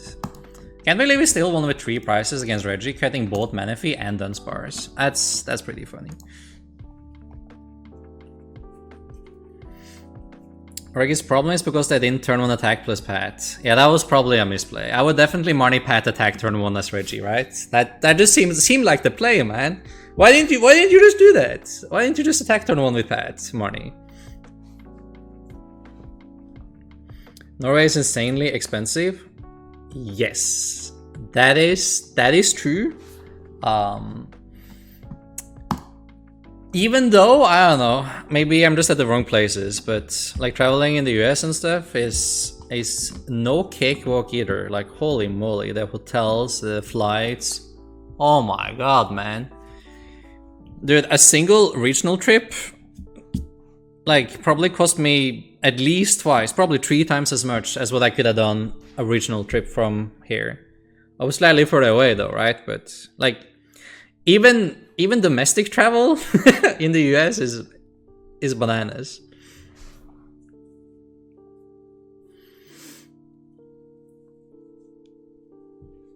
Yo, good morning, April Strange. I'm trying to convince my friend to not play Regi San Diego because it has consistency issues and loses to itself. But it also can also do really well as well though, right? It can also do well. Like if they feel comfortable with it, right, then they should still play it. I'm biased, but I will even admit Norway is probably better. Depends where you live in the USA. Their capital is a nice place, basically. It's like everywhere in the world seems like. Right, and I've been to Norway and I've heard a lot of great things. Yeah, I mean, of course, different places in Norway as well, but it almost doesn't matter where you live in Norway. Like most places here are pretty great. Of course, exceptions everywhere, right? But it's very relaxed. It's not a lot of people, so lines to everything is pretty chill. Like you can go pick up groceries in the rush hour and you have to wait like a minute max to get to the cashier. I mean, it's great. You can go to the doctor like without waiting much either. It's I guess just in general, it's a good life. And I don't really like a lot of people, so you know, that's great. Also, really good quality on food, like in general, is really high standards on most things. I'm just convincing all of chat to move to Norway. I don't know how we got there, but that's what we're doing now. Okay, so we're up against Mew, and my hand is kind of sus. I might just get donked. So how do you want to play this? The safest play is probably like using Luminion now, so we don't get padded. And then I also play around the escape rope play as well. Even though it feels bad though. It does not feel great, man. But I'll do it. Also Torton 4, we're just trying it out. I mean, it could technically be to save our ass from starts like this, I guess. I can move this outline into something better.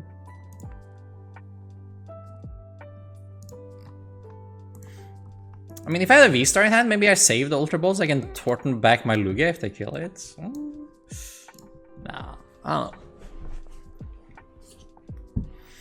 Perfect starting hand? I don't know. This starting hand was... I know there was Archeops in it, but it was far from perfect. Stoutland start against Mew is probably the worst thing after Luminion you can have. Norway's top 5 in quality of life in the world, so I imagine it's very nice. And the rest of the top 5 is like the neighbor countries, right? So it's pretty good. I have to visit someday? For sure. Have you ever been to Iceland? It's supposedly the best place to live. Yeah, I've been to Iceland. Not a lot though. Like mainly just chilling at the airports there, but it's very nice for sure.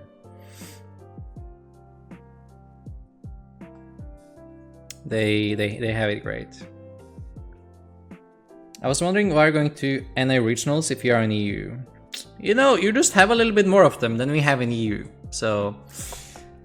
That was really the main reason. Sweden and Denmark, no Finland though. Finland number 6? Yo, what happened? They used to be higher, I think. If I can dodge the pact here, I can kill with Stoutland and we're actually in a pretty good spot. Now I need to bench the stupid pumpkin, which is... I thought great to watch your stream as I'm sick in my bed. Yo, I'm sorry, Mr. Sharney. I'm happy you're here though. I wish you a speedy recovery. Hope we can give you some entertainment on this sick day. Yeah, I've been trying to do a lot of NA regionals, trying to like combine them a little bit. So I did like multiple when I was traveling. To get a little bit more value out of it. Oh my god. 4 energy and a Marnie? I see how it is. I see how it is. So you need the Marnie into Pumpkin and the V-Star, right? If I miss it, I need to bench another Lugia. But I can't really attach yet. I don't know what I will get. Ooh, that's only one of them. But I did get the Marnie them though, so they might miss out on a turn too. See, actually I have the Torton. Do I do I ever not evolve this thing? Nah, I probably still evolve though, right? I was like, what if I don't evolve here? I mean, well, if I don't evolve and I kill it, I Torton and I evolve, I go, woo. But nah, whatever. I think we just pass here. Maybe everyone attach this. So if I hit a double turbo, I can attack next turn. If they just got it without. That kind of makes sense though, right?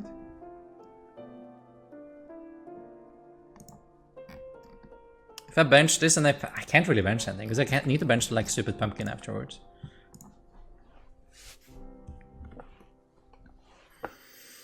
I know what the Scandinavian countries got going on, but it's apparently the best in the world. Scandinavian countries is incredible. They have it all, man. Patted, GG's. You think we lose just because they patted us? I mean, they might break us as well, right? So. Oh, they didn't. They templed though?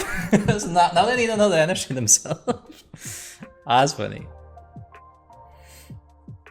But they didn't turn one Dunk or Lugia. They technically in a bad spot, in my opinion. They need this KO, and they use their... Like, they used this already, so... I don't know. It's not that likely to hit here. And there's a down the belt. Okay. Alright. Is this some new wins? Yeah, it's like their win condition is usually just being cheesy, right? They don't win a straight up battle. Oh my god, I found double tablet. Okay, this is the last one though. Hope there's not a tablet or belt in these two. Oh no, it's a 50-50.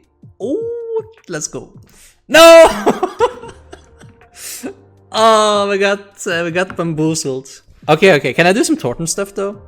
If I top deck Lugia, the Torton will save our ass. Can you imagine? That'd be so cool. Alright. Just top deck, right? Just top deck the Lugia. Easy peasy.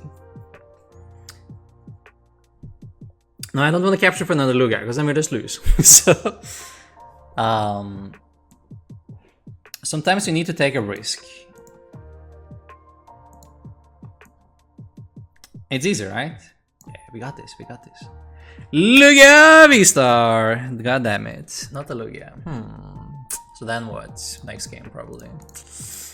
Oh, even misclicked, man. Okay. No Lugia top deck. Oh, it's fine. I would do the same play again. I would never bench a Lugia there. No, Belcher. No, I would not bench the Lugia there. There's no way I would bench a Lugia there.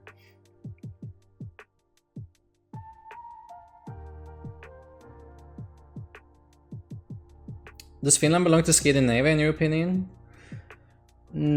Technically, I don't think it does. I think Scandinavia is only Norway, Sweden, and Denmark. Finland not technically part of it. And then, like, the Finnish language is like not even close, right? Like Norwegian, Swedish, and Danish are all very, very similar. All of them can understand each other pretty well.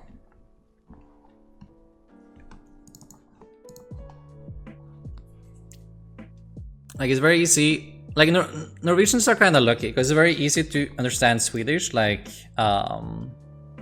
face to face. And it's very easy to understand written Danish. But it's very hard to do it all the way around. Written Swedish is a nightmare, and spoken Danish is a nightmare, so... Let's see, going first, I kind of want to open the Lugia. Mew's broken. Mew's okay. Mew can cheese you, for sure. So you can understand Danish very well. Do you understand where Jesper only plays 3 Archeops? No, I have no clue. Again, like, when Jesper speaks, I barely understand anything. When he writes to me, I understand everything, though. That's kind of the deal with it. I don't know what he's playing, but if he opens straight pin, I can probably bench the second Lugia.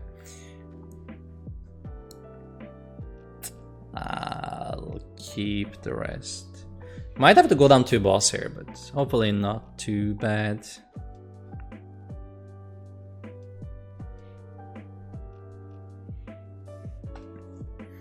Mew's cheese? Yeah, Mew's big cheese. Oh, Lugia top deck have helped? We could Torton into the Lugia VSTAR. But we still wouldn't have the KO, obviously, so... Like, it wouldn't be a free win or anything, but it would help quite a lot. We would be able to attack, maybe they kill the Luminion, then we attack again, take the KO. And then if they can't one-shot there, which you probably can't because they're down all their tablets, then we win with a one-shot with Tivaltal again. Or with the Lugia we just used. So this is the mirror. I can speak some Swedish also because they teach it in Finland school because it's second language here. Yeah, I heard so. That is pretty cool. I heard a lot of Finns know some Swedish.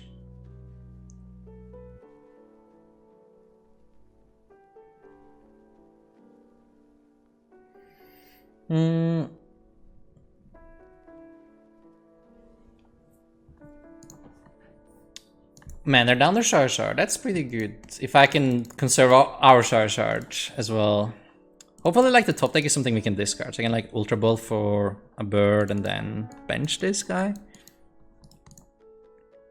There's so many double pricers in play. Oh my god, we just need something here. Can probably win off of one Archeops as well, this game, honestly. But then I can only win with one Archeops if I bench this guy, though. And... yeah, I'll do it. It's not worth attaching here. Okay, give me a bird. Bird good. Price 1 powerful, okay. But they have double belt though. Yeah. Alright. Cool. So we need a belt strat. Or a Veltal. Okay, good. Alright, that makes me happy. Alright. So we have 3, we have this. Okay. Very good. I'll grab this guy and we'll ute him. I'll grab, let's see, this guy. Yeah, and I'm gonna grab a Lugia. I also have the belt already. That's amazing. Amazing stuff, man. Okay. Here we go, Lugia. Summoning Star. Archeops, Bop. Yeah, I don't really need the powerful this game, I think. We'll use these two as one-shot options. So, saving in on some energies by doing this instead.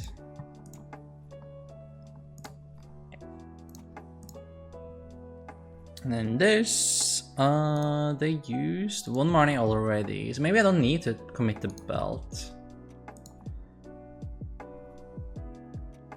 I think I save on the belt. Kaboom. Canada, best place to live if you ignore the cost of living. And your sample size is like 3 good days of the year that aren't too hot or too cold. Thank you for coming to my TED Talk. I've been preaching Norway for like the last hour or so, paper. By the way, happy you're here. How's your day going? Canada is good, but don't all swarm here. Yeah, our country. There we go. Yeah, they're kind of dead on board here, though. I thought you ride elk in Canada? Of course you do, right? Of course you do. 4 capture, retreat torch. I mean, 4 captures. Always 4 cap. My condolences, my friend is trying to fly back to Vancouver and spent the airport for 3 days now? Oh my god.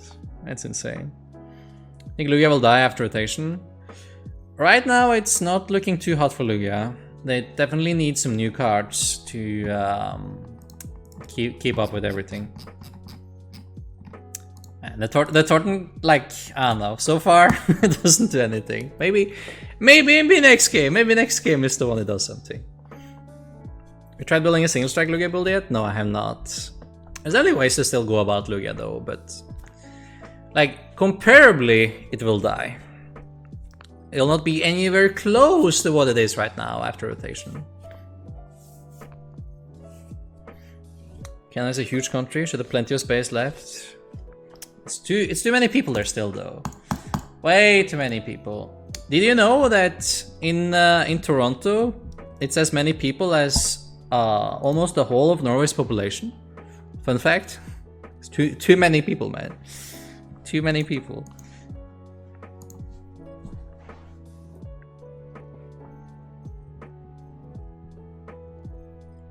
4 capture, 3 capture, and a nest ball. 4 capture. We live in like 3 cities, everywhere else is the boonies, yes. At least Thornton doesn't rotate. That is true though. At least you get to keep the Thornton. What my opponent up to here? Lugia? No. Lost Box? Lusty Boxy. That makes sense. What do I want to do here though? Put the Snorlax inactive? Chilling. Maybe that's the play. Could see it. No VIP pass. Yo, Moltres V. They were so tired of losing to Mewtwo, man. They're so done losing to Mewtwo. I guess you can use this against Mewtwo as well, though. Toronto is the US of Canada. Sorry, not sorry. You play something like Jolt and VMAX. Lugia is as exciting as a tournament without Sander. Oh, so a tournament kind of needs Sander to be fun, right? I get it, I get it. Let's see, they have 7. Don't really need a belt against this. I don't want to lose my fish either, though. So what's the best play here? Maybe there's like... Maybe it's Monkey. There's only one Lugia in here. Maybe it's Monkey and like put the Lugia on top. And then Marnie.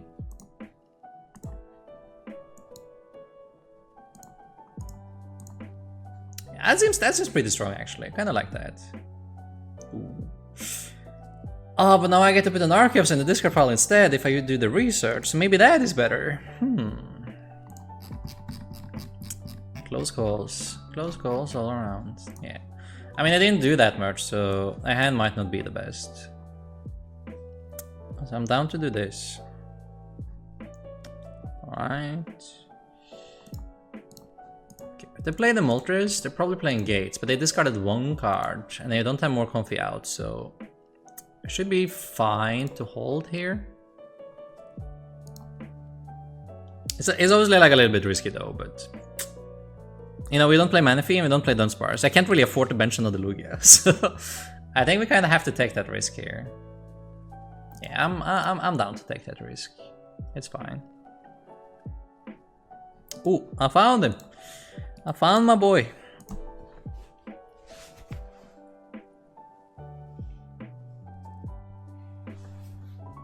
Moltres V goes hard, apparently. There's a crazy stat where like 80% of Canada's population lives within 20 miles of the US border. Yo, really? That's insane. So no one lives up north.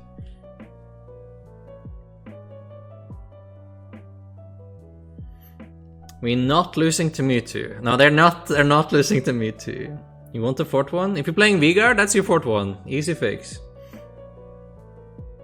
And don't live in Toronto. Toronto is like 0.05 of Canada, surface-wise. Canada is a bigger country than China, and China has 1.4 billion people living there. And maybe just like the population density is too high in Toronto and around there.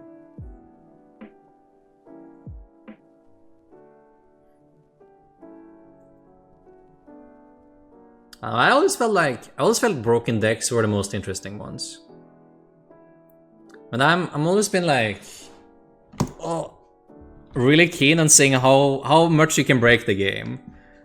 How outstanding can you make one deck and like counter like all the possible ways it's like other people can try to kill it. Always found that to be like very interesting. Maybe that's just me. Let's see.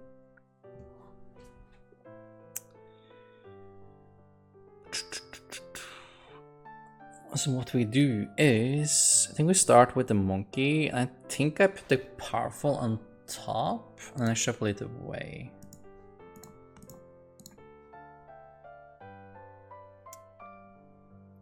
It's pretty heavy on energies here still. I don't think we need this guy. If I am able to do the Stoutland play now, am I able to do that? No. Can't do that.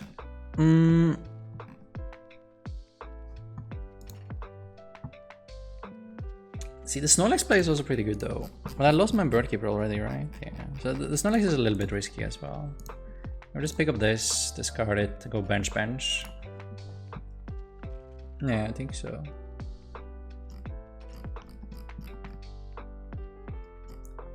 And I was attached to the active. Yeah. Yeah, let's do that. Let's go this guy. If anyone needs a belt, it's my Stoutland, right?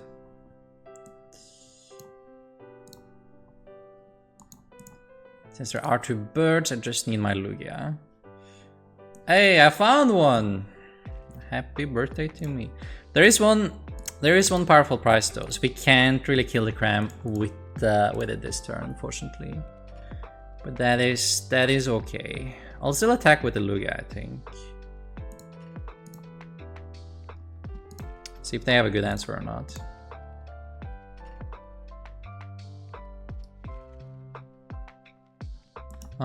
We should tin. No reason not to. Gonna keep my energies though. Be flexible there. Okay. Tempest die. Oh. It's only at 4. We're going to San Diego next? No, I'm not. I'm actually so happy I'm not. You can't imagine. I'm gonna stay a whole month in Norway right now. All the way until Liverpool. You guys are so good though. It is good. I felt like other cards were better. Northern Canada is too cold, right? Apparently. Northern Canada is literally a wasteland, spoken like a true Vancouver head. Norway is cold too, so Dort is used to it. Yeah, it's not bad. It's Thor's birthday? Thor happy birthday. It's not. It's not, chat. Chill. It was just a matter of speech. I was on I had this like short segment for like the national radio station today about my Pokemon stuff journey, and I forgot so many Norwegian words. You can't imagine. I've been speaking English like non-stop for like the past months. I forgot so many Norwegian words. It was honestly a little bit embarrassing.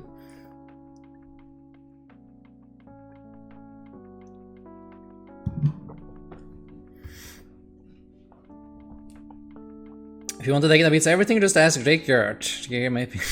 Just ask Jake, yes. Yo, thank you for the bits and happy birthday, Benchy. Thank you, chat. Stop clowning me. How do you say happy birthday in Norwegian? You say gratulerer med dagen. Let's see, rope. What did I give them? Charizard? Charizard is pretty good. They're at 4, 6, 7, 8. Actually, no, I gave them Arceus, right? What if they kill my Arceus with like a Snorlax? Actually, that would be great. Do that. Actually, do that. I take it back. That would be great. Please do that. Really don't mind if you do that. Google Translate says gratulerer med dagen. Hopefully that means happy birthday. It does. It does. You are correct. No, it's not. Today is not my birthday. Again, chat. I was clowning, and now you're clowning me. My birthday was 12th of November. It was under the Warsaw Regionals. I played Urshifu on my birthday.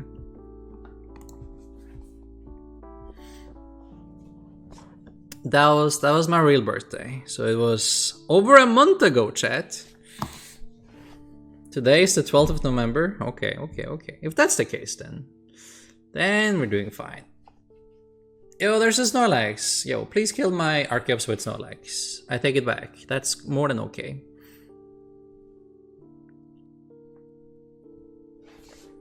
Because then my Lugia and Stoutland goes more unchecked again. Was that the reason you played Urshi there? I mean, it was just fun, you know. It was just a good time. I mean, they still didn't bench a bird.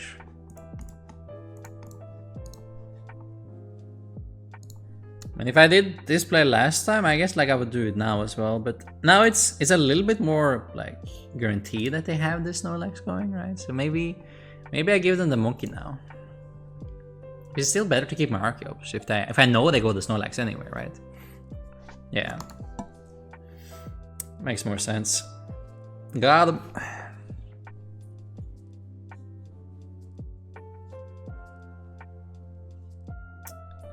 They're at 5. They do play water though. There's a place say. I'm not sure if. Do you think this thing plays Kyogre as well? Run triple net. It's like a tough call to make, right? So should I spend 1,000,000 energies on my Charizard here? Or should I go with the Lugia? I could also spend some energies on the Archeops as well. Those would be fine. If they have the rope for the Kyogre kill at the very end of the game, then yeah, they kind of can't do that. Opponent's playing Kyogre. Well, alright. So to play against Kyogre, I want to go. Is Archeops fine? I guess Archeops is fine against that actually. Oh no. Okay, good.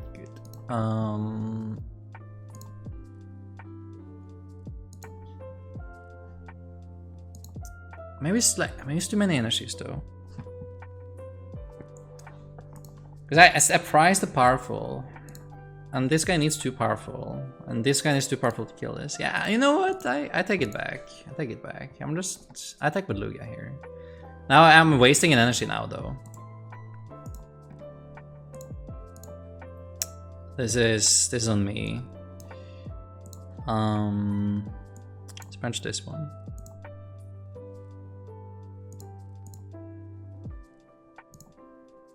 Yeah, I like this more. Oh, play 8 powerful? That'd be sick. I would love that. That'd be incredible. Nice to meet you, Arlington. Nice to meet you as well, Kantamani. Hope you had a great day.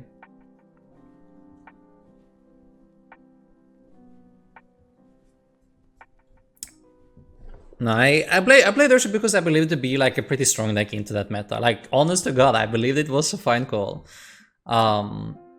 I went 6-3 and the matches I lost, or like games I lost, because the Urshifu is so slow, it plays like a best of 1, was like incredibly unfortunate. I'm telling you guys, it was broken deck. I threw 1 game as well though. That was on me. And I lost this close to 60 card mirror. So, I don't know, the deck was good,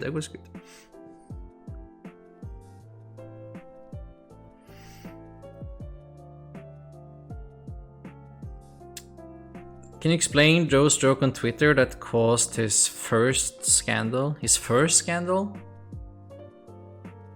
What was his first scandal?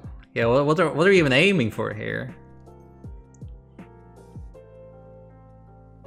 I usually don't really want to comment too much on drama, because I think it's like kind of pointless, but what are you even referring to here? What do you mean? Yeah, it had really good testing numbers. Really good. Yeah, what's up, Barn Corvo? Yes, everything going amazing. Thank you.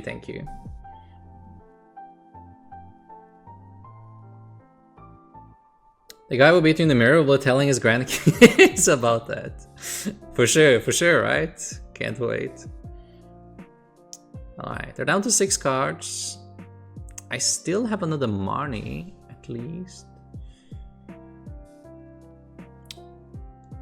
Okay, so they're doing Sableye here. I don't mind that. What do you want to do with Sableye though? Do you want to set up these two?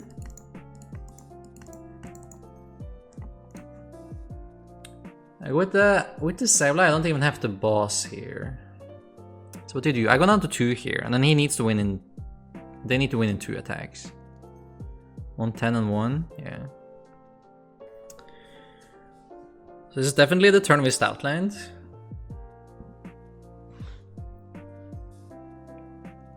Yeah, with Stoutland it goes down to 3, yeah. And I have no mana fee to drop, so I can definitely lose because of that. How many rope do they have left? I need to like promote my Lugia again. Get down 2 ropes. Only 2 ropes. Alright.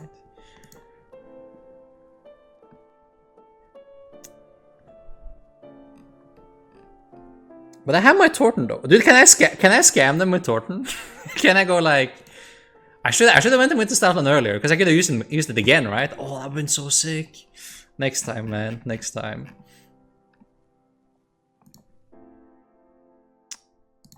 Okay, let's do 1 and the Aurora.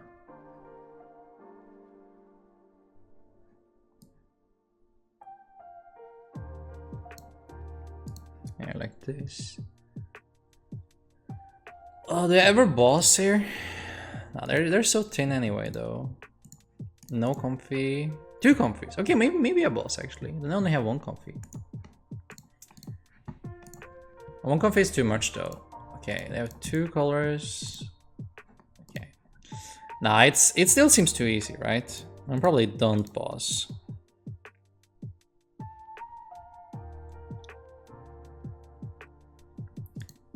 Okay. As you double dip, they're gonna kill my Stoutland. And then they're gonna win with the Kyogre. So how do we deal with that? That's the big question.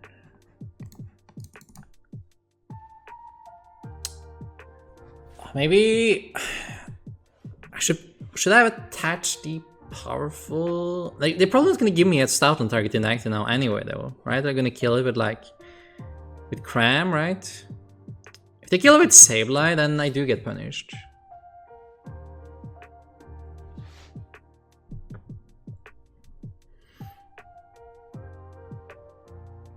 Oh yeah, Joe. I don't know. Joe gets taken way too seriously just because he makes content, Timo. Yes, yeah. It seemed kind of blown up.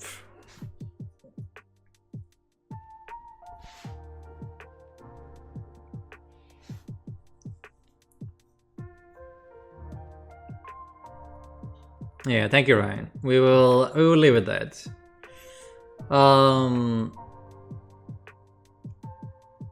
What's your favorite color? Yeah, that's an easy question. That one hurts no one if I answer. Favorite color? Green. I like green a lot. It's a lucky color. We have a green simp.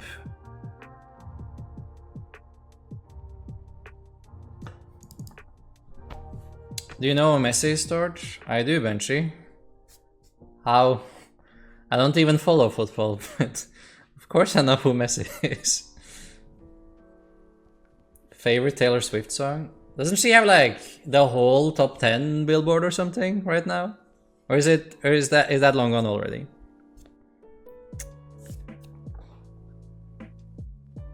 What's the best one? Oh.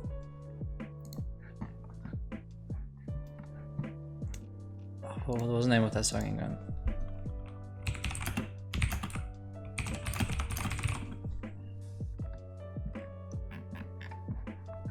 What's that Hey I Just Met You song called? Hello, lime green especially? What kind of green you like? Ooh. Any bright green, I think. The greener the better, you know. Green is the best. Let's go, Chad.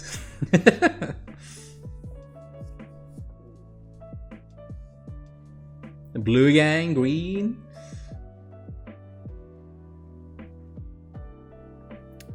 Skater Boy? No, was it? Nah. No, wait. Hold up a second.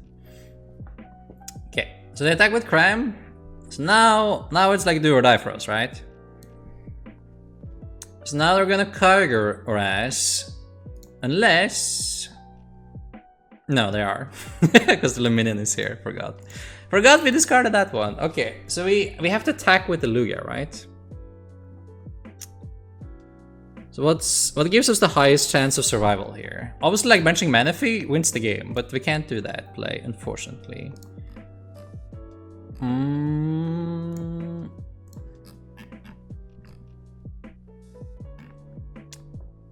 What do you think, chat?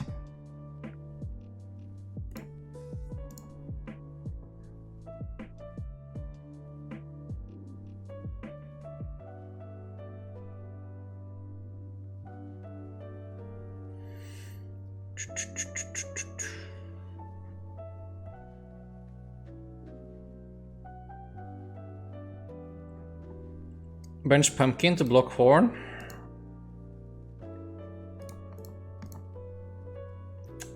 It's true, it's relevant. It is. I agree. That's a good play.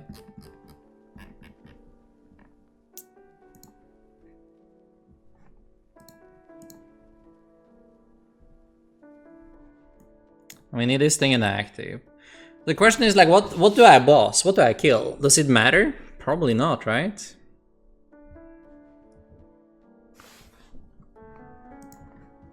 Because they have all their cards.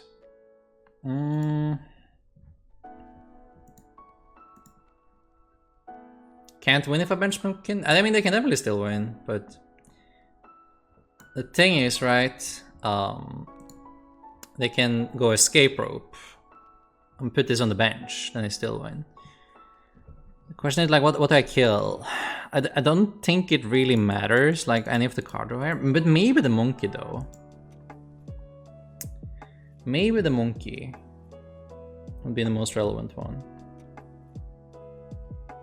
So maybe they need to like get into an energy or something. Like I can see this maybe being relevant. Yeah. So let's kill this one, and then we see if they have it. But man, if the Torton in the deck was just the stupid Manaphy right now, game over, right? This is like why you play the Manaphy. Because you can just lock out the game here. You just drop the Manaphy in the last second, like here, and it's game over. Yeah, we still always bench the pumpkin though.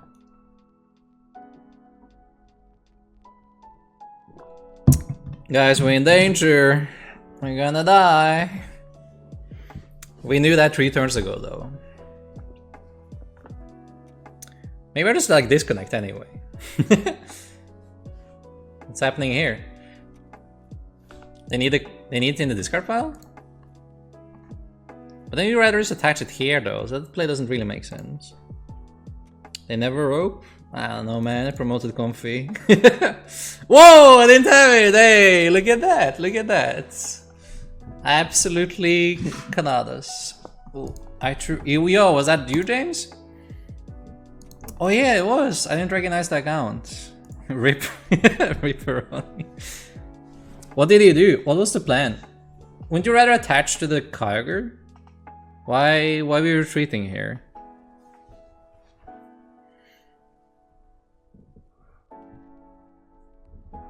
No list post for Twitter? Me? From last tournament? At triple gate, ran out of energy in discard? Oh, okay. Alright, so you needed to like discard more energies then, like in general? Was there any way to fix it there, like at the very end of the turn, and did you need to prepare for it earlier?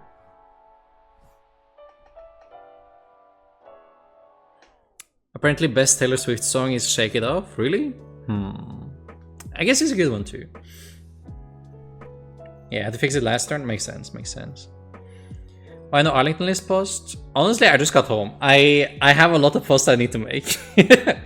But I will get to it. Honestly, I haven't even put my trophy back in the cabinet with the other trophies. That was something I was like looking forward to a lot. Like just jamming in the missing piece in the trophy case, you know. That would be great. Had exactly enough energy, but 2 were stuck in hand. Ah yeah, okay. That makes sense. Would you beat the Manaphy though? If we played a Manaphy, would you beat it, James? If we had it in the deck instead of the Torton? Or would that be too much? Of course not? Okay. Show us the trophy case. Oh, It's all the way over there, man. All the way over there.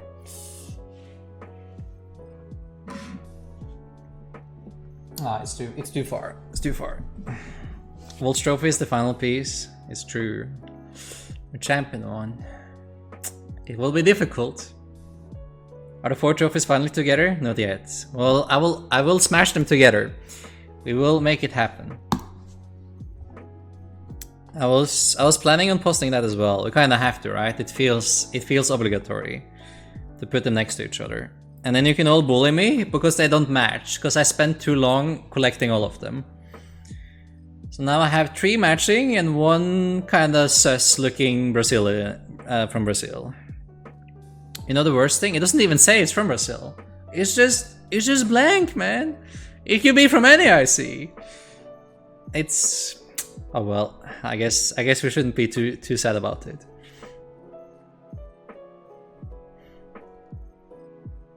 Yeah, the list is on Limitless, I guess, Liam. But I will make a post as well. I think I missed the post from Toronto too, actually. Like, I was supposed to post my decklist from that event too. I guess I can do a post and like it's essentially the same list, right? There's like 1 card off, so I guess I can just post and say that. Early hand was terrible, so I couldn't tweet Gear Lugia, so I couldn't beat mana. Yeah, that do make sense. We were falling a little bit behind there, so we needed the card return. Now we need to win all of the next IC to make the match a new one.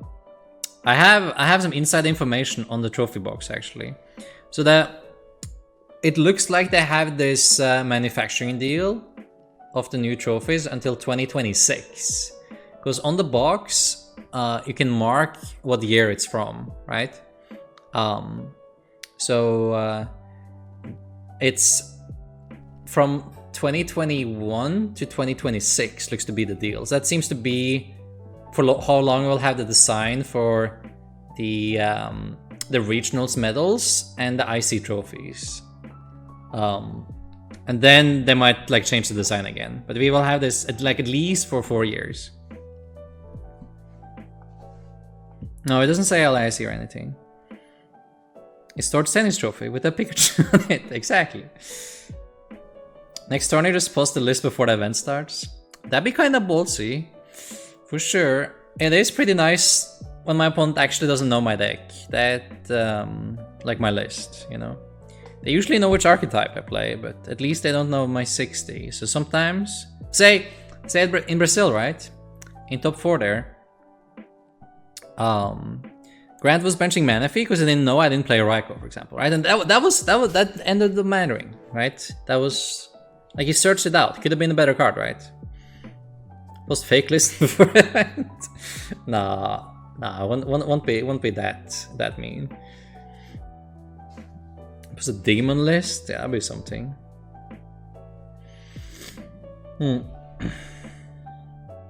Alright, I think I'm gonna go head off though. Let me show you the box actually, so you know what I'm talking about.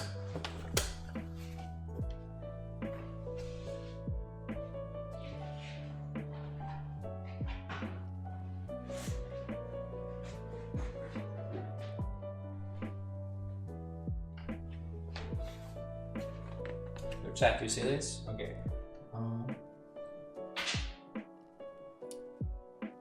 This is like all the years, right? So you're gonna have this thing until 2026.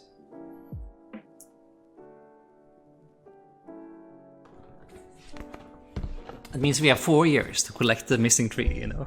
If we want the matching set. There's no shot though. But you know, it's fun to have something to strive for. How's life? Life is pretty good.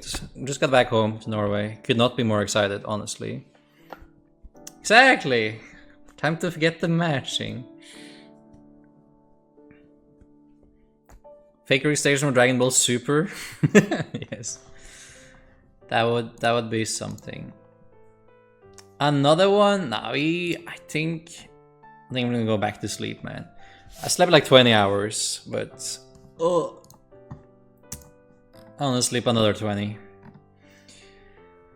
Let's see. Yeah. So this, but with Manaphy, was the list I was running in Texas this past weekend. Looked like this. And the one I was running in Toronto the week before looked like this. I know, I'm crazy, right? Amazing. How can you change so much between two events? Incredible. Yo, good night chat, good night Selwish. What's up, guy with fans? How are you? Yeah, will be made sitting in Pokemon warehouse somewhere in the world. Yes. What did you cut for Snorlax? Dunsparce. So this Dunsparce was what I cut for Snorlax between the two events. Oh, so I've changed one card between all three events I went to. So Brazil, this was Collapse Stadium, not Birdkeeper. For Toronto, I moved. Yeah, exactly. So for Brazil, this was Collapsed. For Toronto, I moved Collapsed into Birdkeeper, and for Texas, I moved the Dunsparce into Snorlax again. So one card change for each event here. Yo, thank you, Stellarwish. Yeah, Dunsparce and Snorlax been the cards I swapped around, and also the Collapsed. What text would you play for San Diego? Might want to look into the Dunsparce again, honestly. So maybe we'll just move the Snorlax back into Dunsparce. I'm pretty satisfied with the list overall. In the 3 events I played, what did I go? So I went... In Brazil, I went... How many rounds was it? I went 10-1-4. So 13-1-4. And I went 9-3-3. And then I went 10-2-3. 10-3-2. 10-3-2. Wow, that's pretty good score for this list. I'm very happy with how it turned out. Can you agree that the world's 2023 circle out because of how expensive it is? I'll not go in if I qualify as a senior because of the insane prices.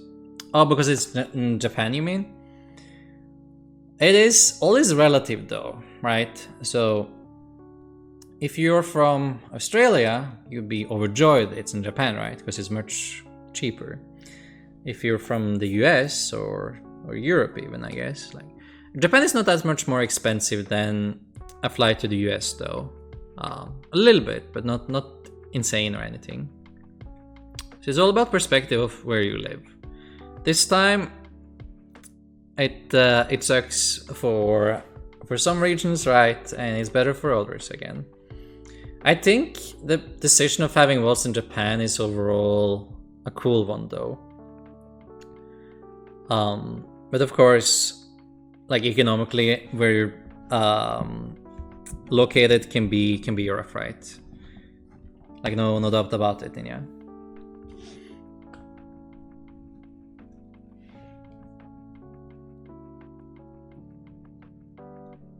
Yeah, you always say ties last, so it's win, loss, ties. That's how you count score.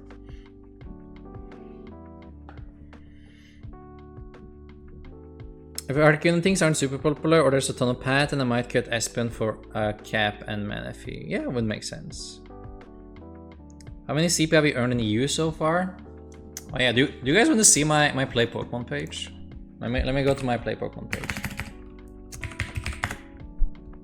Let me see if I can log in for you. I was meaning to like post about this as well. I saw everyone post about it, and I was like, I want to do this. That sounds fun.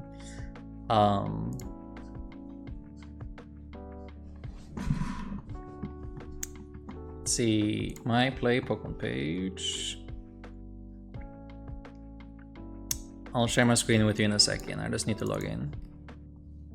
Oh, they updated it actually. Now we have the more CP here. We need CP, play for all of us. Imagine. Ooh, maybe I can do this and I can go. Where is it? Like something like this.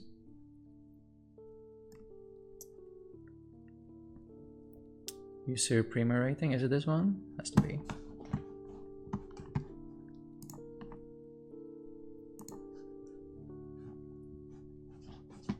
Did that help? No?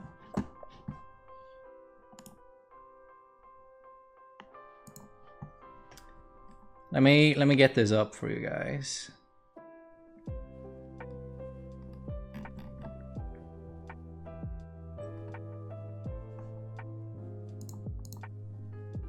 Oh, there we go. Alright. My limitless page? Limitless page doesn't show you the CP you earned. Or like, I mean, it shows you limitless points, right? I know the screen is black, I know. Alright, so this has been my season so far, guys. Played one day internets, that's great, perfect, busted. And then I played so many regionals, man, so many. I never played this many events in my life over such a short period of time. It's been such a grind, man. I hit my best finish limit already, I did, so the regional I played here in Warsaw actually got kicked here, so in the last event I only gained 20 CP because I had to kick displacement again.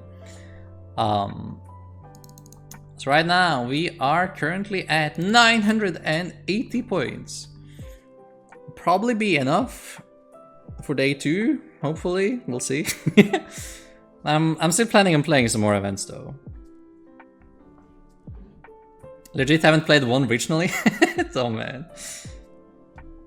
Best 6 finishes kind of sucks. I mean, it's fine though. It's like best 6 is probably enough.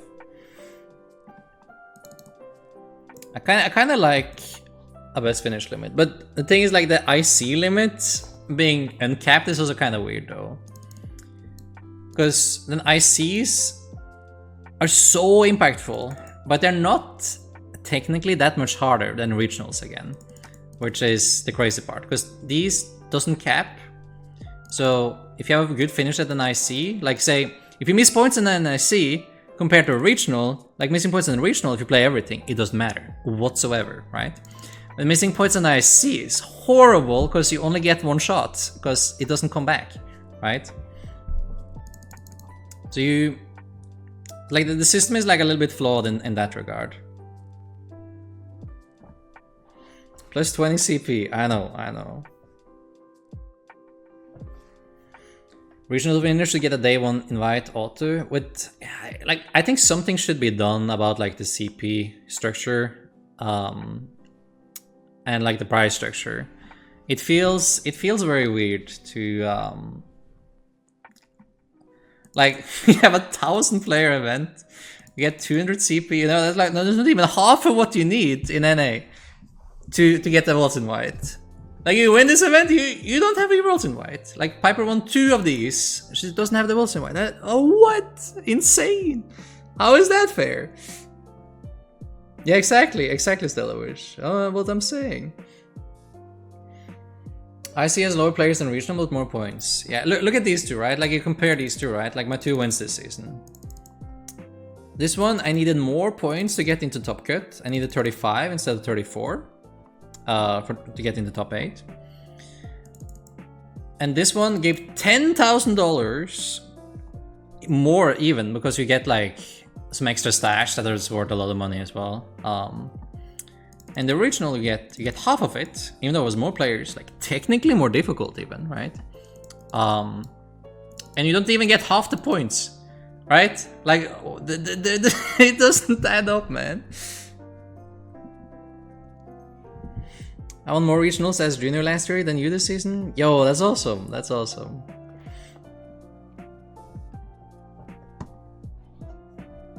I've been international or top 4, you should have a day 1 invite, because that is crazy.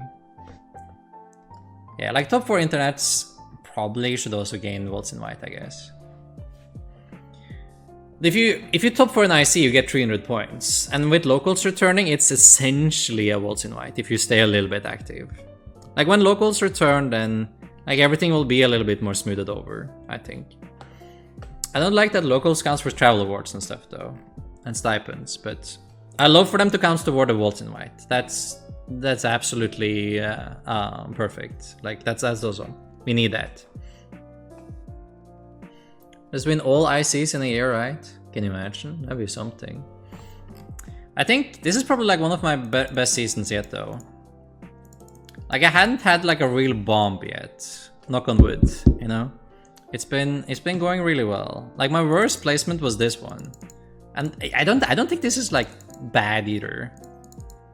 Yeah, that's not bad. That's like top 10% or so. Like almost top 10%. Top 12 or whatever. The rest there, I'm pretty proud. Probably one of my better seasons yet. Plays all 6 results with 200 points. Yeah, not not happening.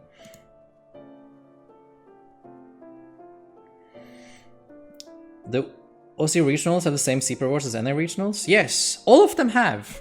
Special events, man. Special events are worth the same as regionals. You show up to a special event with 50 people in South Africa, you gain the same amount of points than if you win the 1,000-player event in the US. And that's like a League Cup, right? And you get the same for winning. The system is flawed, is what we're saying here. You can win as long as the event has the same type of like title. You get the same. And special event and regionals are the same. Like one has money and no and like an entry fee, and one has no entry fee and no money for prizes. System is typical Pokemon? I guess it is. Oceanian regionals and special events are free CP? I don't know.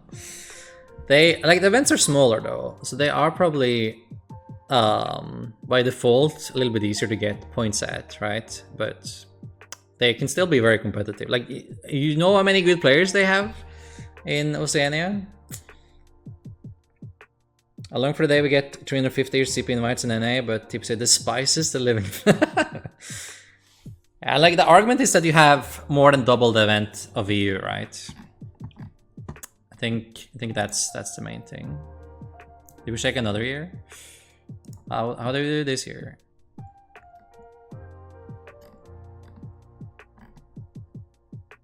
What does it even say? Yeah. I barely hit 2K last one. You think we can beat that?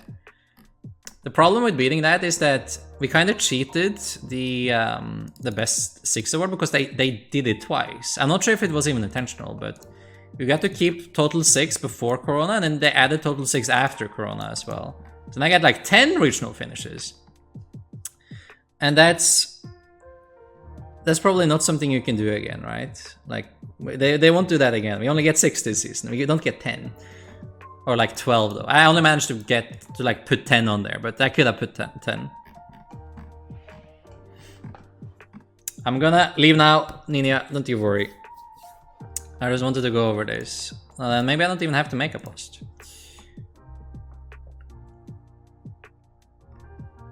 $350 out of 368, damn, 30 over gaming. I went 0-3 that one. I think I went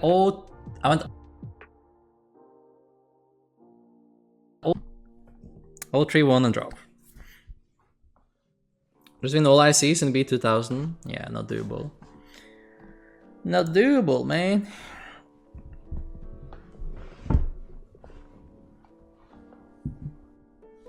Tell me Worlds Invite is pay to win. At some point it kinda is. Like, the more events you go to, the easier it will be for you, right? Like, the more chances you give yourself, of course. Because there's no punish to doing bad at an event, right? Like, it's not like they take CP away from you if you bomb an event. They kind of did that before, actually.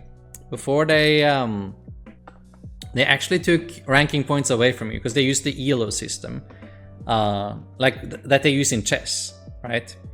So, like before, if you bombed an event, you lost ranking and you could lose your Worlds Invite. So that was kind of an issue. People like intentionally showed up to nationals, played 2 rounds, and then they were like, "Nah, I don't want to play anymore," in case they hit better players, right? So I wanted to get out of there. Third, what's your elo? Oh wait, can I find my elo? Where is my elo at? Play points.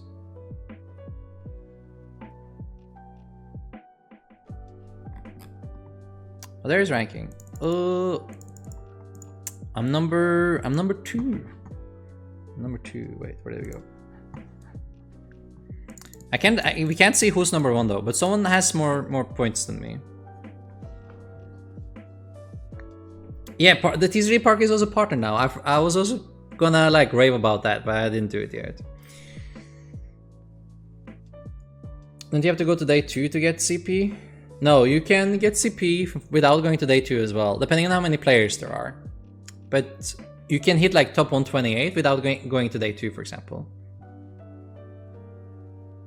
We will surely get the mode soon, surely, no doubt about it. I don't know. Like if I click this, I just see my own thing. They don't have a way to like search it up, I think. Or do they? Search rankings? Can you search? Or do we just have to? You have to track them down, right? Because they don't show the healer system anymore. There's someone ahead here. Question: what was your out to Espion VMAX? To Espion VMAX? What do you mean? I don't need an out. I was not playing control or anything. Maybe Andre is number 1? Did Andre play that much though?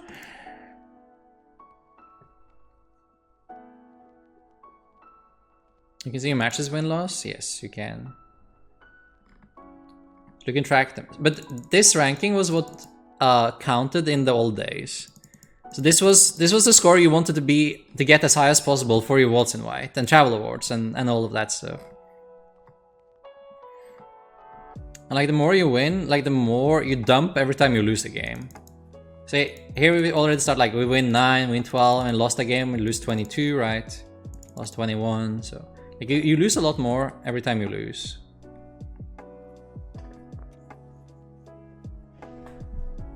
Yo, Nina, chill. I'm not playing more games today. I'm about to leave. If you don't want to be here, just leave, man. I don't care. It could be Owen though, or Lucas Kalsa.